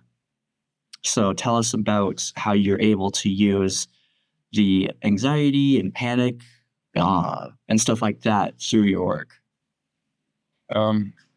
So like part of like that, or like how I've been able to use it is at least through the podcast I've been doing. That's like a rewatch of Ted Lasso. A lot of that show has kind of, in a weird way, like synced up with different life events that have been happening over the past year or so as that podcast has been rewatching this stuff. Like two of the things in particular is like there's an episode, spoilers for Ted Lasso, I guess. But there's an episode in which Ted and his wife decide that they're going to divorce in that episode. And that was maybe like we got to that like maybe, so we recorded that, but it ended up releasing the same week that my ex-wife and I had decided to do that. So it was like a weird timing thing for that as well. And then more recently in this past year, when we got to season 2, there's an episode where one of the characters, their father passes away. And that we recorded that episode on the completely unintentionally again, recorded that episode on the 2-year anniversary of the day that my dad had passed away. No way. Yeah, so it's like a weird way that like some of the stuff played around into that. And then just like, I don't know if it's like you see what you want to see sometimes, but like just the different things in that show that have also kind of been able to help me like with Ted's panic attacks and that. So because of how well that show depicts how they happen and like what they kind of feel like when I started having one for the first time, I was kind of able to more or less suss out that that's what was going on with me. Gotcha. Cool. So I had that happen to me too, actually, with not with Ted Lasso, but the show Shameless. It was one of the reasons why that show connected to me. It wasn't just that like the characters in it related to me, but a lot of the stuff in it was like strangely coinciding with my own life. One of the characters, his mom in real life, ended up actually being my acting coach in real life.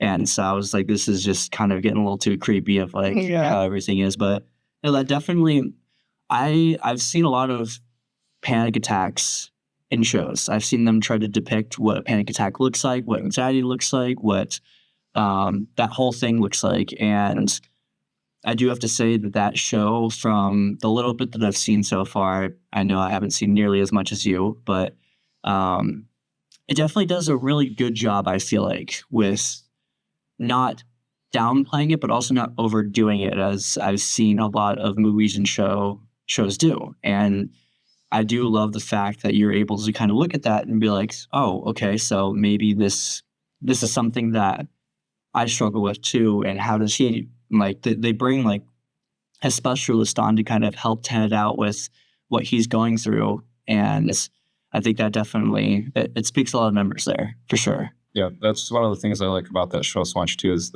like how much that embraces mental health and speaking about mental health and whatnot. Like, even though Ted on that show is a good kind of wall for a lot of the characters to like bounce off of, and he is helping them in like his own way, he's also never really dealing with stuff himself. A lot of the times he's usually deflecting a lot of anything that's going on with him, or he's like using, I mean, I do a lot of this stuff too, is like deflecting or using jokes to kind of like deal with stuff that is like harder for you. One of the things we've noticed as we've been doing the rewatches, you can tell when like Ted's sad or like is in some kind of place, because is usually like nicely combed hair is like, it's basically, you know, like Tobey Maguire, Peter Parker, like the Spider-Man 3, the hair is like down over the face a little bit. But it's I love that you mentioned that part too, because the type of character that he is isn't someone that you would automatically assume. Like he's that, I don't want to say rugged type, but he's that like classic man that is not familiar with confronting those kind of feelings within himself. He's never dealt with as far as I'm aware, he's never dealt with panic before this. So this is a brand new thing for him. And it's not something that like it really kind of reflects the real world that we live in, especially with men and confronting such a vulnerable emotion or such a vulnerable thing such as panic, anxiety, and all that kind of stuff. It's not something that's very like, yes, there are different shows and movies that do show it. Yeah. But for that one, like Ted's not one of the characters I would have immediately assumed would have been the one dealing with that. I feel like it would have been one of the other ones. I mean, you have what's his name? The raspy voice, the one that's always a dick to everyone, but also is like, Oh, Roy. yeah, Roy. I could see something like Roy having something like that because you can tell there's something bottled in him. Yeah. And eventually he'll go. Spoilers, I guess. Eventually he'll go to therapy as well too. But like in that too is like there's a thing that happens to Ted that's like a traumatic event when he's like younger, and then also like the Hannah Waddingham character, a traumatic event happens to her when she's younger as well. Both of those things involve their dads, and they're very different traumatic events for either of them. But in the way that they happen is also kind of connects them in a way too. Where like they've like Sudeikis talked about those two characters kind of being soulmates in a way, and not necessarily like in a romantic soulmate way, but more in that they are two people that have gone through two very similar things in their life that they can be there for one another and talk to one another. And really like through that too, doing like the podcast. She's really thirsty. Yeah, that's in it. You thirsty? He's like stealing my water. But like doing the podcast with my friends Mike and Bonnie too, that's been kind of the same thing with them, is that like one of us is the Ted, one of it, and then one of the other ones of us are the Beard or Rebecca in that. And like, and I think I sent it to you, but I don't remember off the top of my head if you have it for the way that Beard was described on the show. Let me see if I can find it. What was it in the text that you just sent me? Yeah. Finding catharsis through the power. How much? It was the screenshot. Oh, okay. Yeah. So internalizing self-hatred is the reason he's a quiet person. He has deep insecurity and feels to not ever burden anyone with his problems, as it feels very selfish. Oof. Oh, okay. That smacks a little bit. Dang. And like when that was a different podcast, Lasso Cast, that I was listening to, where they were describing Beard in that way, and I was like, oh, that sounds like me. Which I'm a better place than that when I listened to that a few years ago. But like I can still definitely identify with a lot of those things, and like just being quiet through most of my life. That's pretty much why. Yeah. Or like when people be like, "Why are you so quiet?" Well, there you go.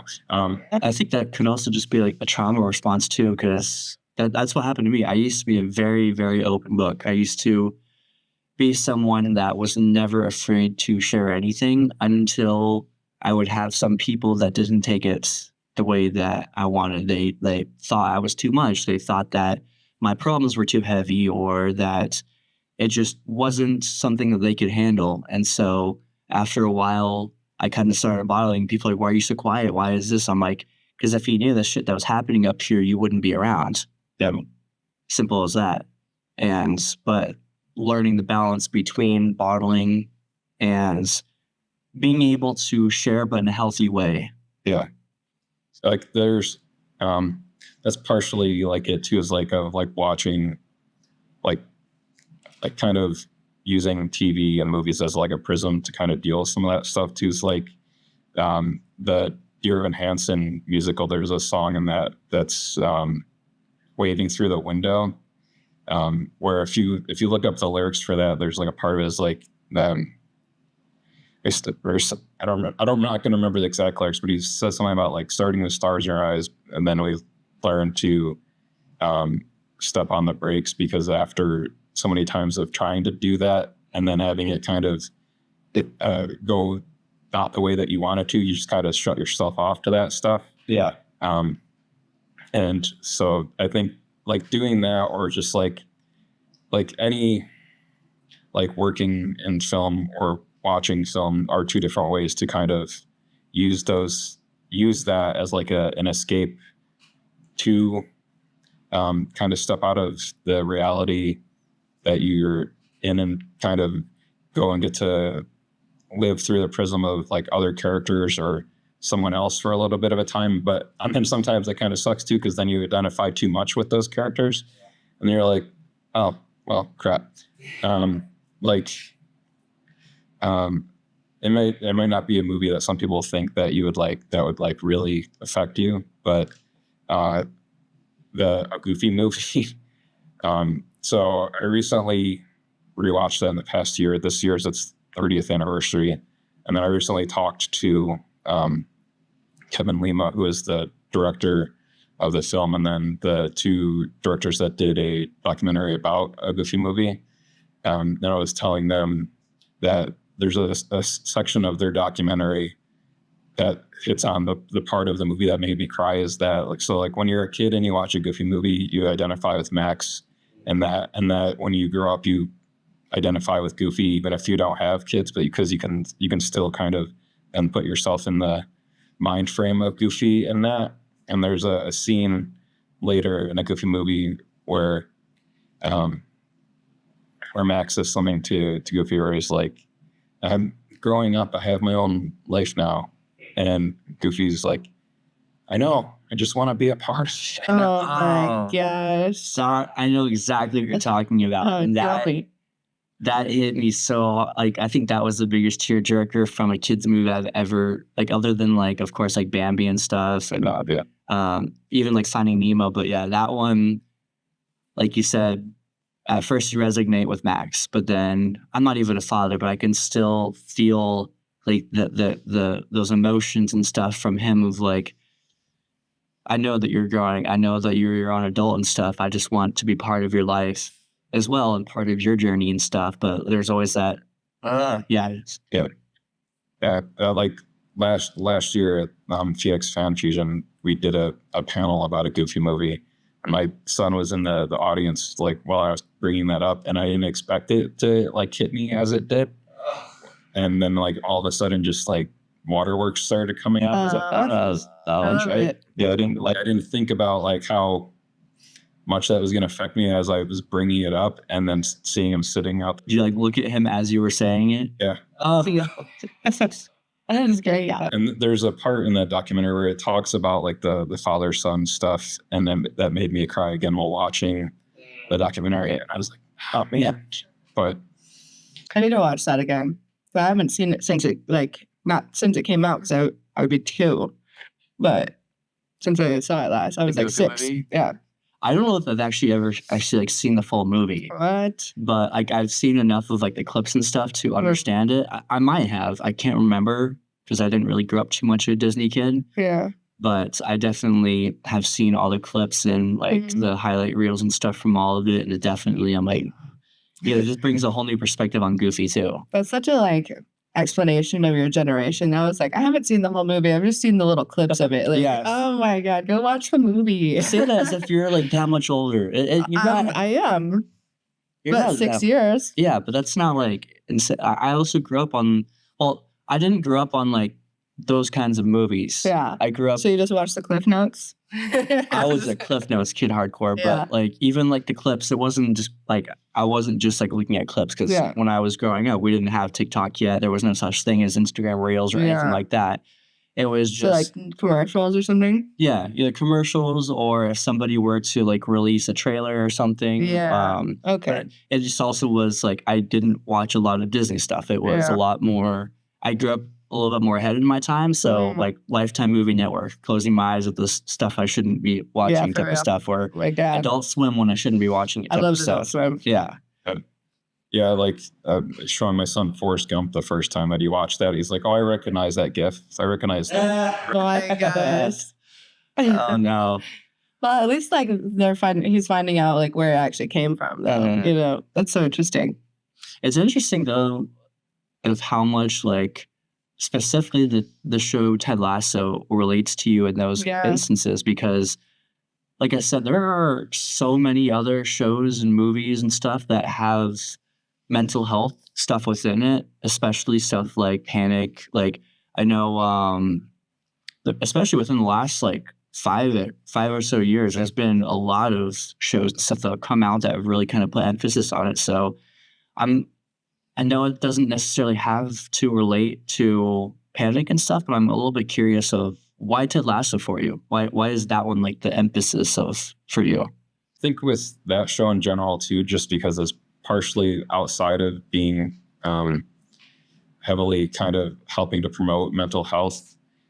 It's also really trying to think of like the best way to word it. Just like its general kind of thesis on like kindness in general, like and like spreading kindness around, where like when that show starts, you can tell like there's like a certain kind of culture or whatnot that's happening within like that team at that point, just because of how it's being run. And then as like he comes in and kind of, you know, puts his little slant on stuff, and like how he always gives like people second chances, and just in general just is being kind to be kind, and like genuinely wanting to like know about people or get to know people in that way. And whether that's kind of like his own like trauma response for stuff from when he was a kid, or that's just like who he is. Like you can tell like in different stuff like how that can go like overboard to a certain point where it can become like the toxic positivity. Yeah. But it runs a good line in that where like you can see how that like that kindness kind of spreads and becomes like more part of like each of the characters. And like the podcast is called The Richmond Way, which is something that's from the show. But like in the show, it's like the Lasso way. Yeah. And it's basically just like how there was I don't remember what episode it was, but we watched something recently and he kind of describes like how like being a coach is. And then he's like, oh, that's kind of like what being a dad's like too. So it's like where he's like, you just have to teach them what you think is going to help them the most, and then trust them to use that knowledge themselves when you're not around, which ends up like the show is both like about like the kindness. It's also about like father and son relationships and mental health. So I think ultimately season 3 coming out too, like around the time that my dad passed away, like really like locked in the foundation of like why I connected with the show so much.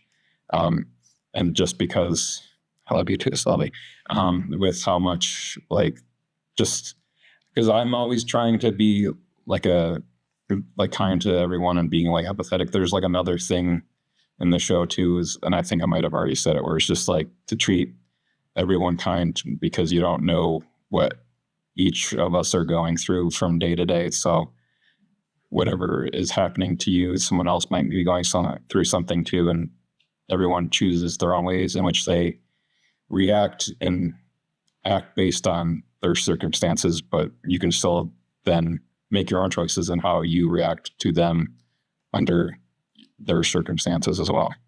Absolutely. I couldn't have said that better myself, honestly. Has there ever been a moment that like your son, you like shipped your son off to do something and you had like a minor panic attack for that? Has it ever happened? And you're just worried, like beyond belief?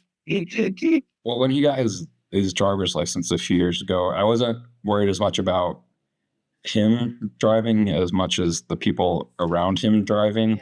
So when he was doing that, I was basically making sure I was like, it's called defensive driving for a reason. You're being defensive of all the morons driving around you. So just as long as you're paying attention, then you're like paying it, like taken care of yourself with that, then you should be okay. That's gotta be so nerve-wracking.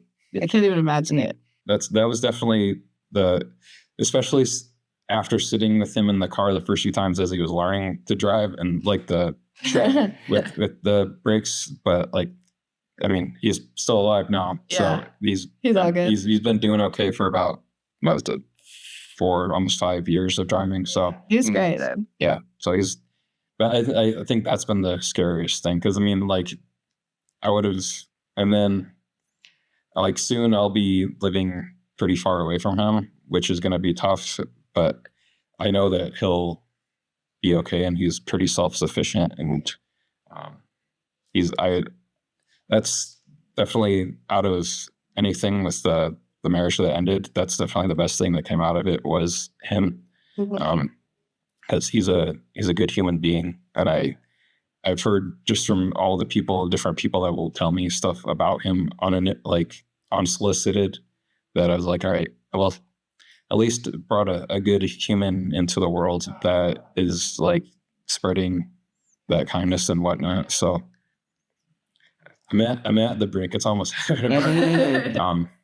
but yeah, I'm proud of him, and I just want him to be happy and like what he does because he's been going to school for art, and he wants to work in comics, and doing that. And so I'm hoping So that following the footsteps a little bit. Yeah, a little. at least with like in the artistic kind of creative journey. And so hopefully he's able to do that. And I told him, even if he's not able to ultimately do that, just to pursue it as much as he can, because I'll support him in whatever he does, as long as it's not killing people. Yeah.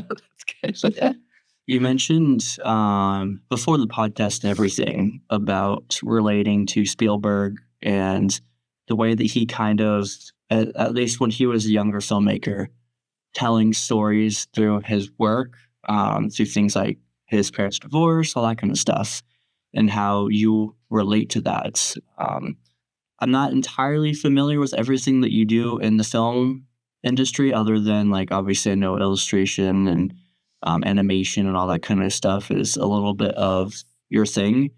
But how do you relate to him in that aspect?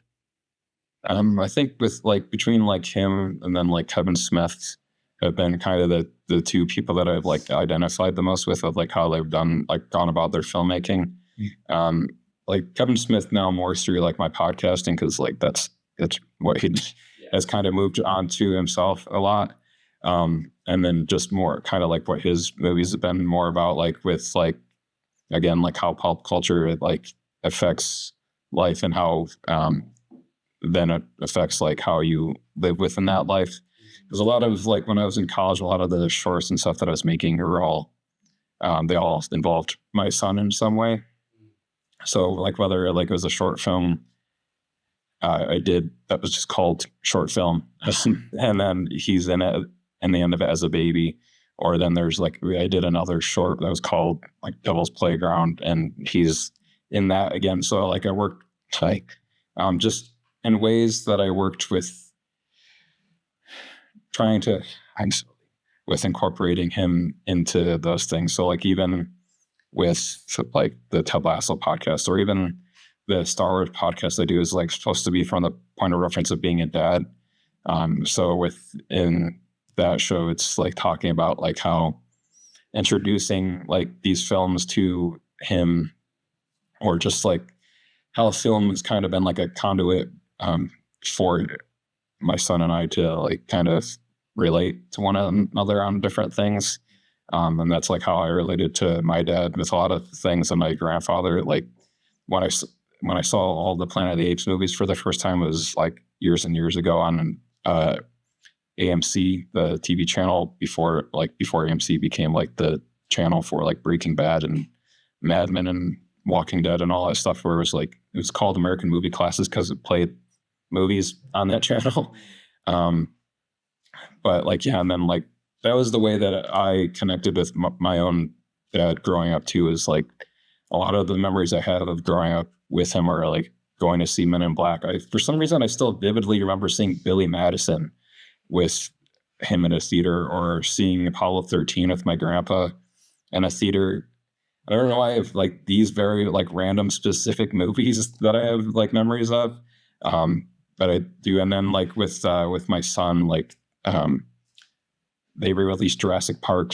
So going back to Spielberg, like when around the year that he was 7. So that was cool because when Jurassic Park came out the first time, I was also 7. So it was like this cool thing of getting him to introduce him to a movie that like made me really love movies at the same age that I was.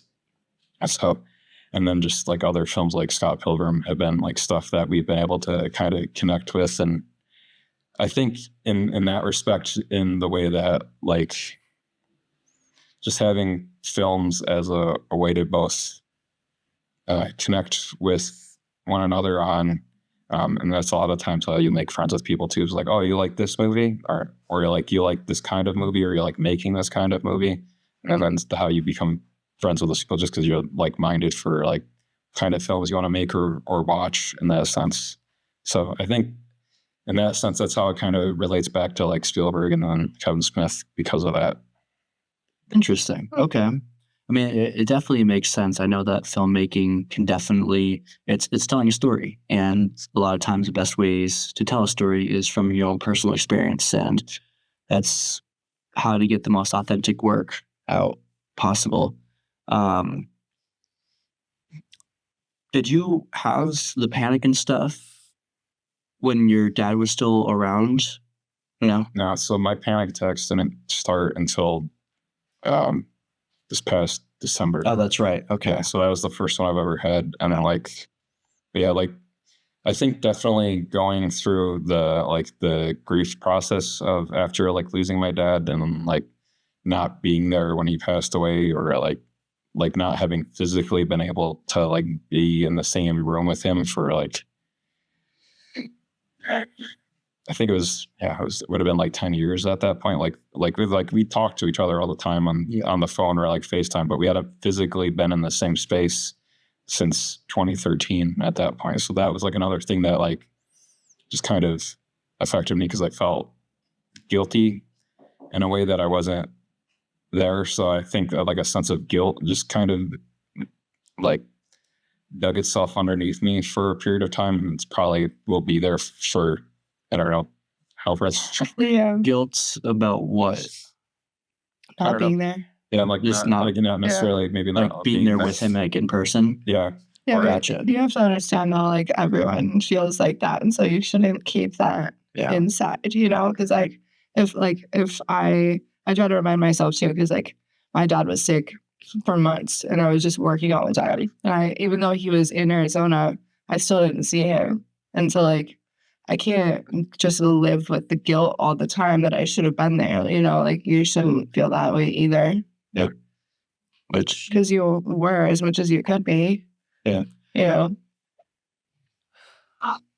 you can definitely see a lot of the links and stuff just through. I haven't lost. Well, yeah, I can't really say that officially. I haven't been in that direct position of losing someone like that per se. Similar, which we can go into in another episode about grief and all that.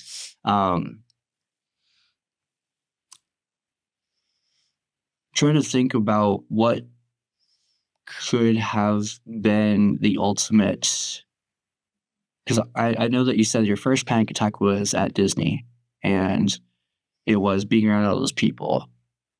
I wonder if there could have been a buildup, or because I still remember the exact moment my panic disorder pretty much started.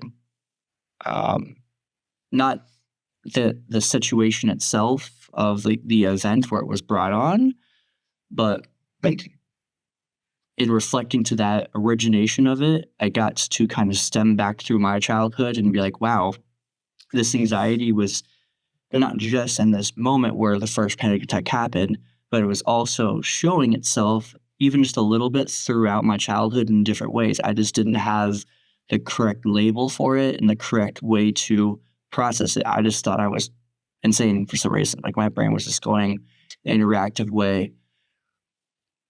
Do you have that kind of similarity with like having high anxiety as a younger kid that you could remember, or did it really just only start within since that like Disney trip? Yeah. Definitely had high anxiety in like different ways growing up. I know it's like, like built and kind of evolved in different ways over the years. Just like where it would be kind of funneled into different ways where like I learned to process it differently over that time, where like it would be processed into like frustration and anger for a period of time. But like the first time I went to therapy, that helped with me to kind of like notice that and like redirect it to like a more functional thing that wasn't like as destructive because of that. Because a lot of the times, like I don't know, like when I was younger, like if I got like in an argument with my dad,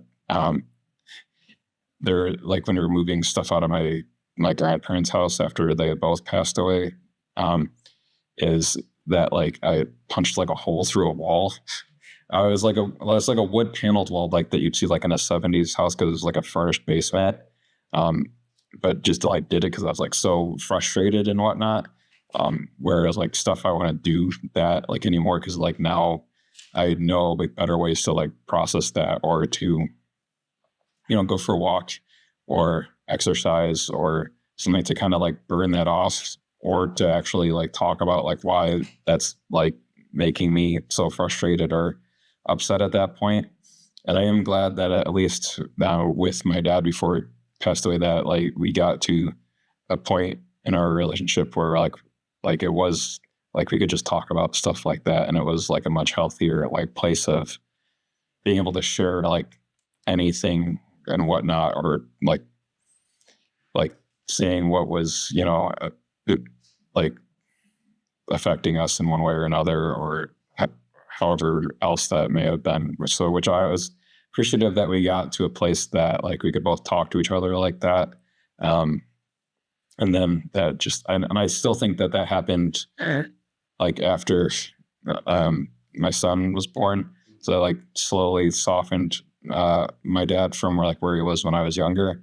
But, and then like what you were saying with the panic stuff is that the other thing, like with that you'll notice more often, like after you've had it too, is like stuff called stimming. And once it's been pointed out to you, you won't like not notice it, like where like it's either like, doing this like with your hands, like rubbing your palms together, or you either do like the one arm hug to yourself, or like if you're walking around just doing like this. You might not even notice that you're doing it for that reason, but it's almost like a way of like a reassurance for yourself, or like you're hugging yourself, giving yourself like reassurance, but like it's not even like a conscious thing. You're just kind of doing it. Like my girlfriend will point that out to me a lot, and will like hold my hand when I'm doing that, because then she realizes like that I must be like Yeah, Cox to see that. Yeah, like even Sylvie was just doing that too. Like she was like, so I mean that's why Sylvie's a good ESA, is because she can like sense that stuff too, and like she'll just sit calmly, or like put her paw on me or whatnot. Like the second time I had a bad panic attack, she was on the other side of the couch and she noticed what I was going through and walked slowly over to me and like laid on my lap and like was letting me like pet her so that I could be able to calm down. I didn't even hear the term stimming until recently, so that's a little bit of a new term for me. But it's one of those things to where I didn't even need to hear the definition to understand really what it was. Yeah. But it's definitely like I see a lot of that. I remember earlier when we were kind of talking about the onset of panic and stuff. I kind of like off camera mentioned to you guys a little bit about like how I know the panic is about to happen, and it's kind of embarrassing, but I'll just come out with it.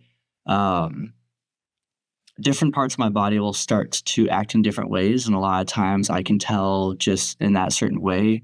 I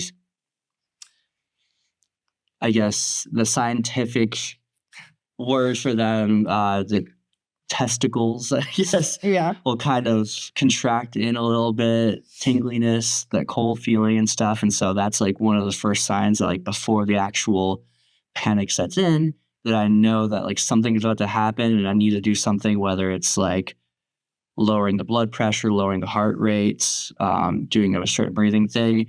I surprisingly don't really have, other than like maybe stretching a little bit, like even like the one arm thing, I don't really have a whole lot of that. A lot of it is more just like expanding my chest to be able to just allow more breathing and stuff to happen.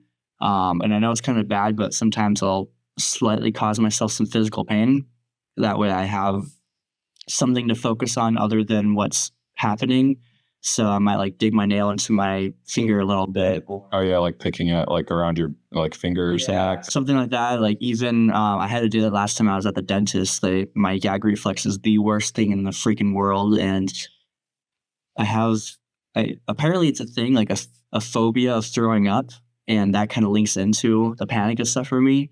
But a lot of times I'll have to like scratch myself to be able to distract myself, to get my mind off of that kind of thing.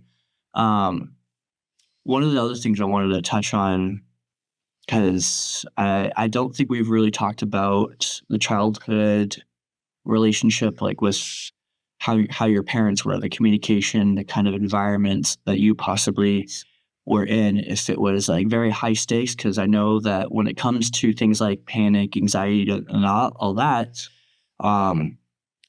like if the world around me is too calm, I can't handle it. I need higher stakes. I need more stimulation. I need more chaos around me, which I know as someone with a panic, that kind of sounds counterintuitive, but it's because of the environment that I grew up in.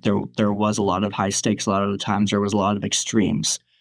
Was there similar things with you? How was like the communication with your parents? Was there a lot of like high reactionary stuff, or did they kind of keep the calm around the house a little bit more?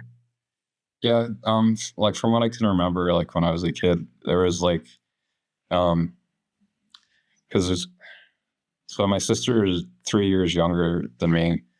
So like when I was growing up, we went from living in like one house and we moved in with my grandparents for a while. Then moved to another house that we lived at for a period of time. And I remember, at least there, because like I can't ever remember like any like big fights that like my mom or dad would have had with one another, because like they were still married when my dad passed away. And then, like my mom is still really going through like the grief of losing my dad, like a lot, which is understandable.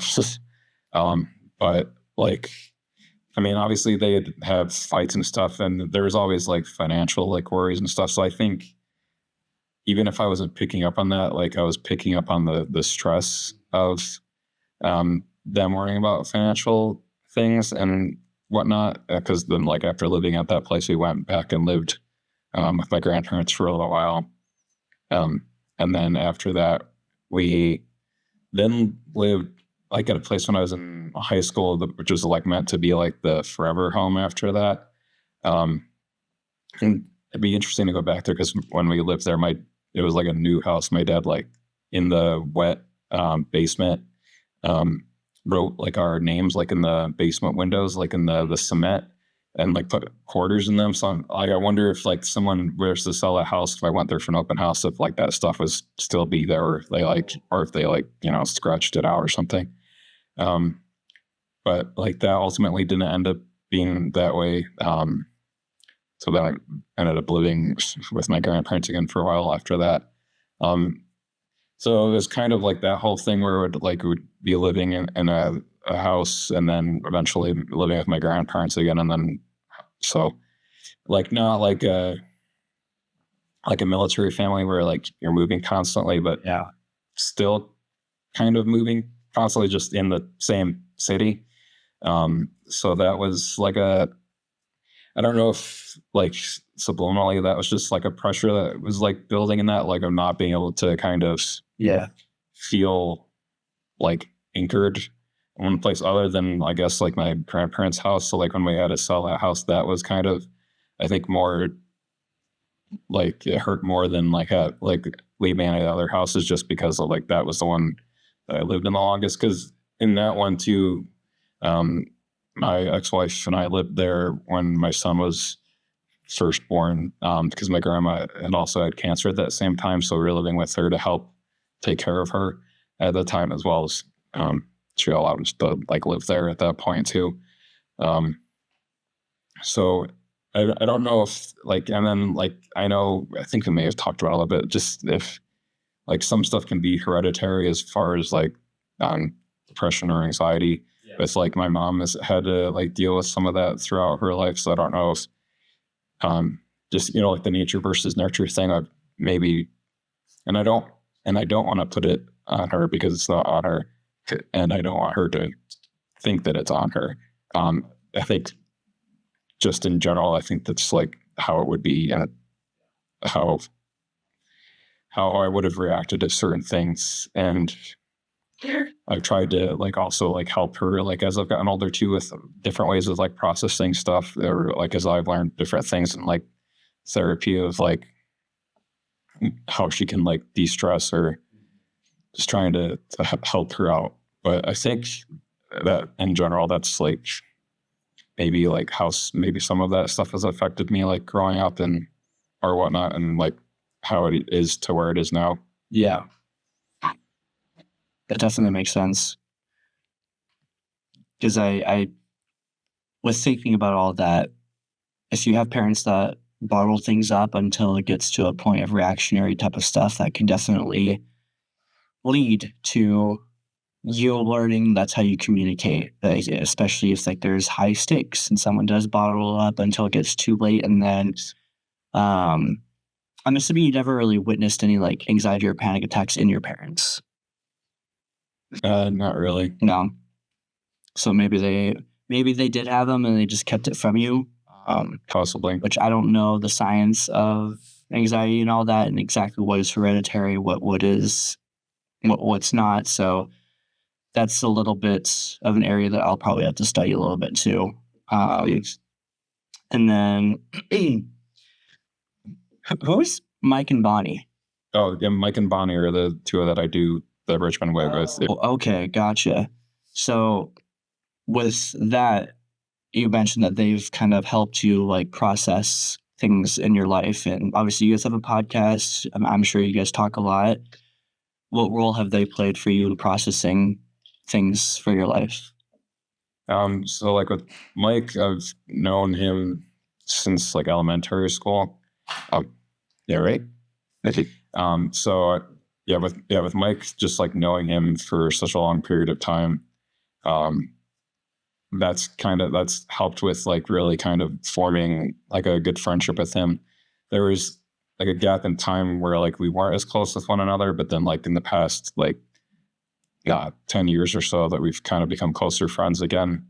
And then doing the podcast and being able to like all of us opening up with one another while doing that. So stuff that not just necessarily may not have come up before, or like stuff that we may not like talk about necessarily on the podcast, but maybe just talk in like a group text with each other about like different family stuff that we feel comfortable sharing with one another now because of or stuff we just kind of feel comfortable sharing with each other now because of just feeling that comfortability of like opening up around one another, whether it's just whatever's going on in each other's life. So it's good to have friends like that and be able to talk through with things like that. It's still not like a replacement for therapy, which there's a joke in Ted Lasso where like Ted and Rebecca are talking about like something about bottling stuff up until it gets to a point of unhealthiness. It's like why talk to a therapist for that, where you can pay for them when you can talk to your friends and burden them with your own problems for free, which is obviously not the way you should do it. But have they seen you have panic and anxiety attacks before? They haven't physically been around me when I've had a panic attack, but they've Last year they were both here for Phoenix Fan Fusion when we did the panels. So maybe unbeknownst to me, I may have been acting certain ways, like one more filled with anxiety or whatnot, that they may have been noticing, that they then pointed to me out afterwards.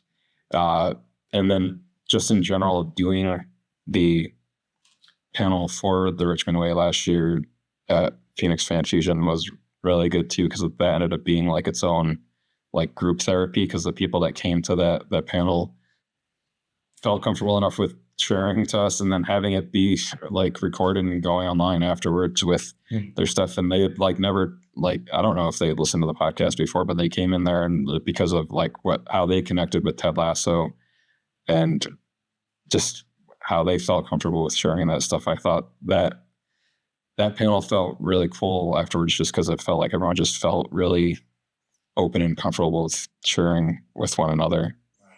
But I don't know if that's just because of the type of people that Ted Lasso like Brings together attracts to. The culture. Yeah. Interesting. Because I know that a lot of my friends growing up, I don't know if I don't think they've ever personally witnessed a panic attack in me, but I know that I've showed some symptoms, and I look back and I'm like, I don't know how the hell y'all dealt with me dealing with that when I didn't even know how to deal with it, when my OCD was first being triggered, or when my panic attacks were first happening and stuff, or when different anxiety and stuff was happening. It's a monstrous thing. And I know that I definitely feel the burden when they're around and something like that's happening, and like I have to affect whatever's going on because of whatever feelings like that are happening. But I mean, it sounds like they're supportive enough to understand. Yeah. Was there any other specific things that about anxiety or panic or anything that we didn't touch on that you want to make sure is kind of heard and said? I can't think of other than, again, it's just to go to therapy. Yeah. Because I think that's always like the best way to at least figure out like what is causing you that anxiety, or what it's stemming from, and maybe like ways you can deal with it, whether it's whether a psychiatrist prescribes something to you or a therapist gives you like tactics like how you can go through like processing that stuff in different ways of being able to get through it. Yeah. Well, Mark, thank you for coming on and being so open and vulnerable. And I know it's kind of anxious, anxiety-ridden stuff to come on and talk about something that's so deep and vulnerable. But it's definitely very much appreciated, especially with just how prominent anxiety and panic and stuff is in today's world, and the fact that like so many people feel like they're alone with how they're feeling. And like I didn't even realize until I did see different shows or different situations of what panic can look like. The fact that it can be mistaken for heart attacks and stuff and crazy medical things and stuff, when it's literally just panics. A lot of people are like, oh, panic attack, well, it's nothing huge or whatever. And it's like, no, it can be like you can feel like you're literally dying, but it's literally just panic. So, yeah, thank you so much, Mark. Yeah, thank you for being here, and good luck in your move. Yes. Like, excited to watch what you do. Yes, absolutely. Appreciate it. Awesome. And Sylvia, thanks for being here. Yes, thank you.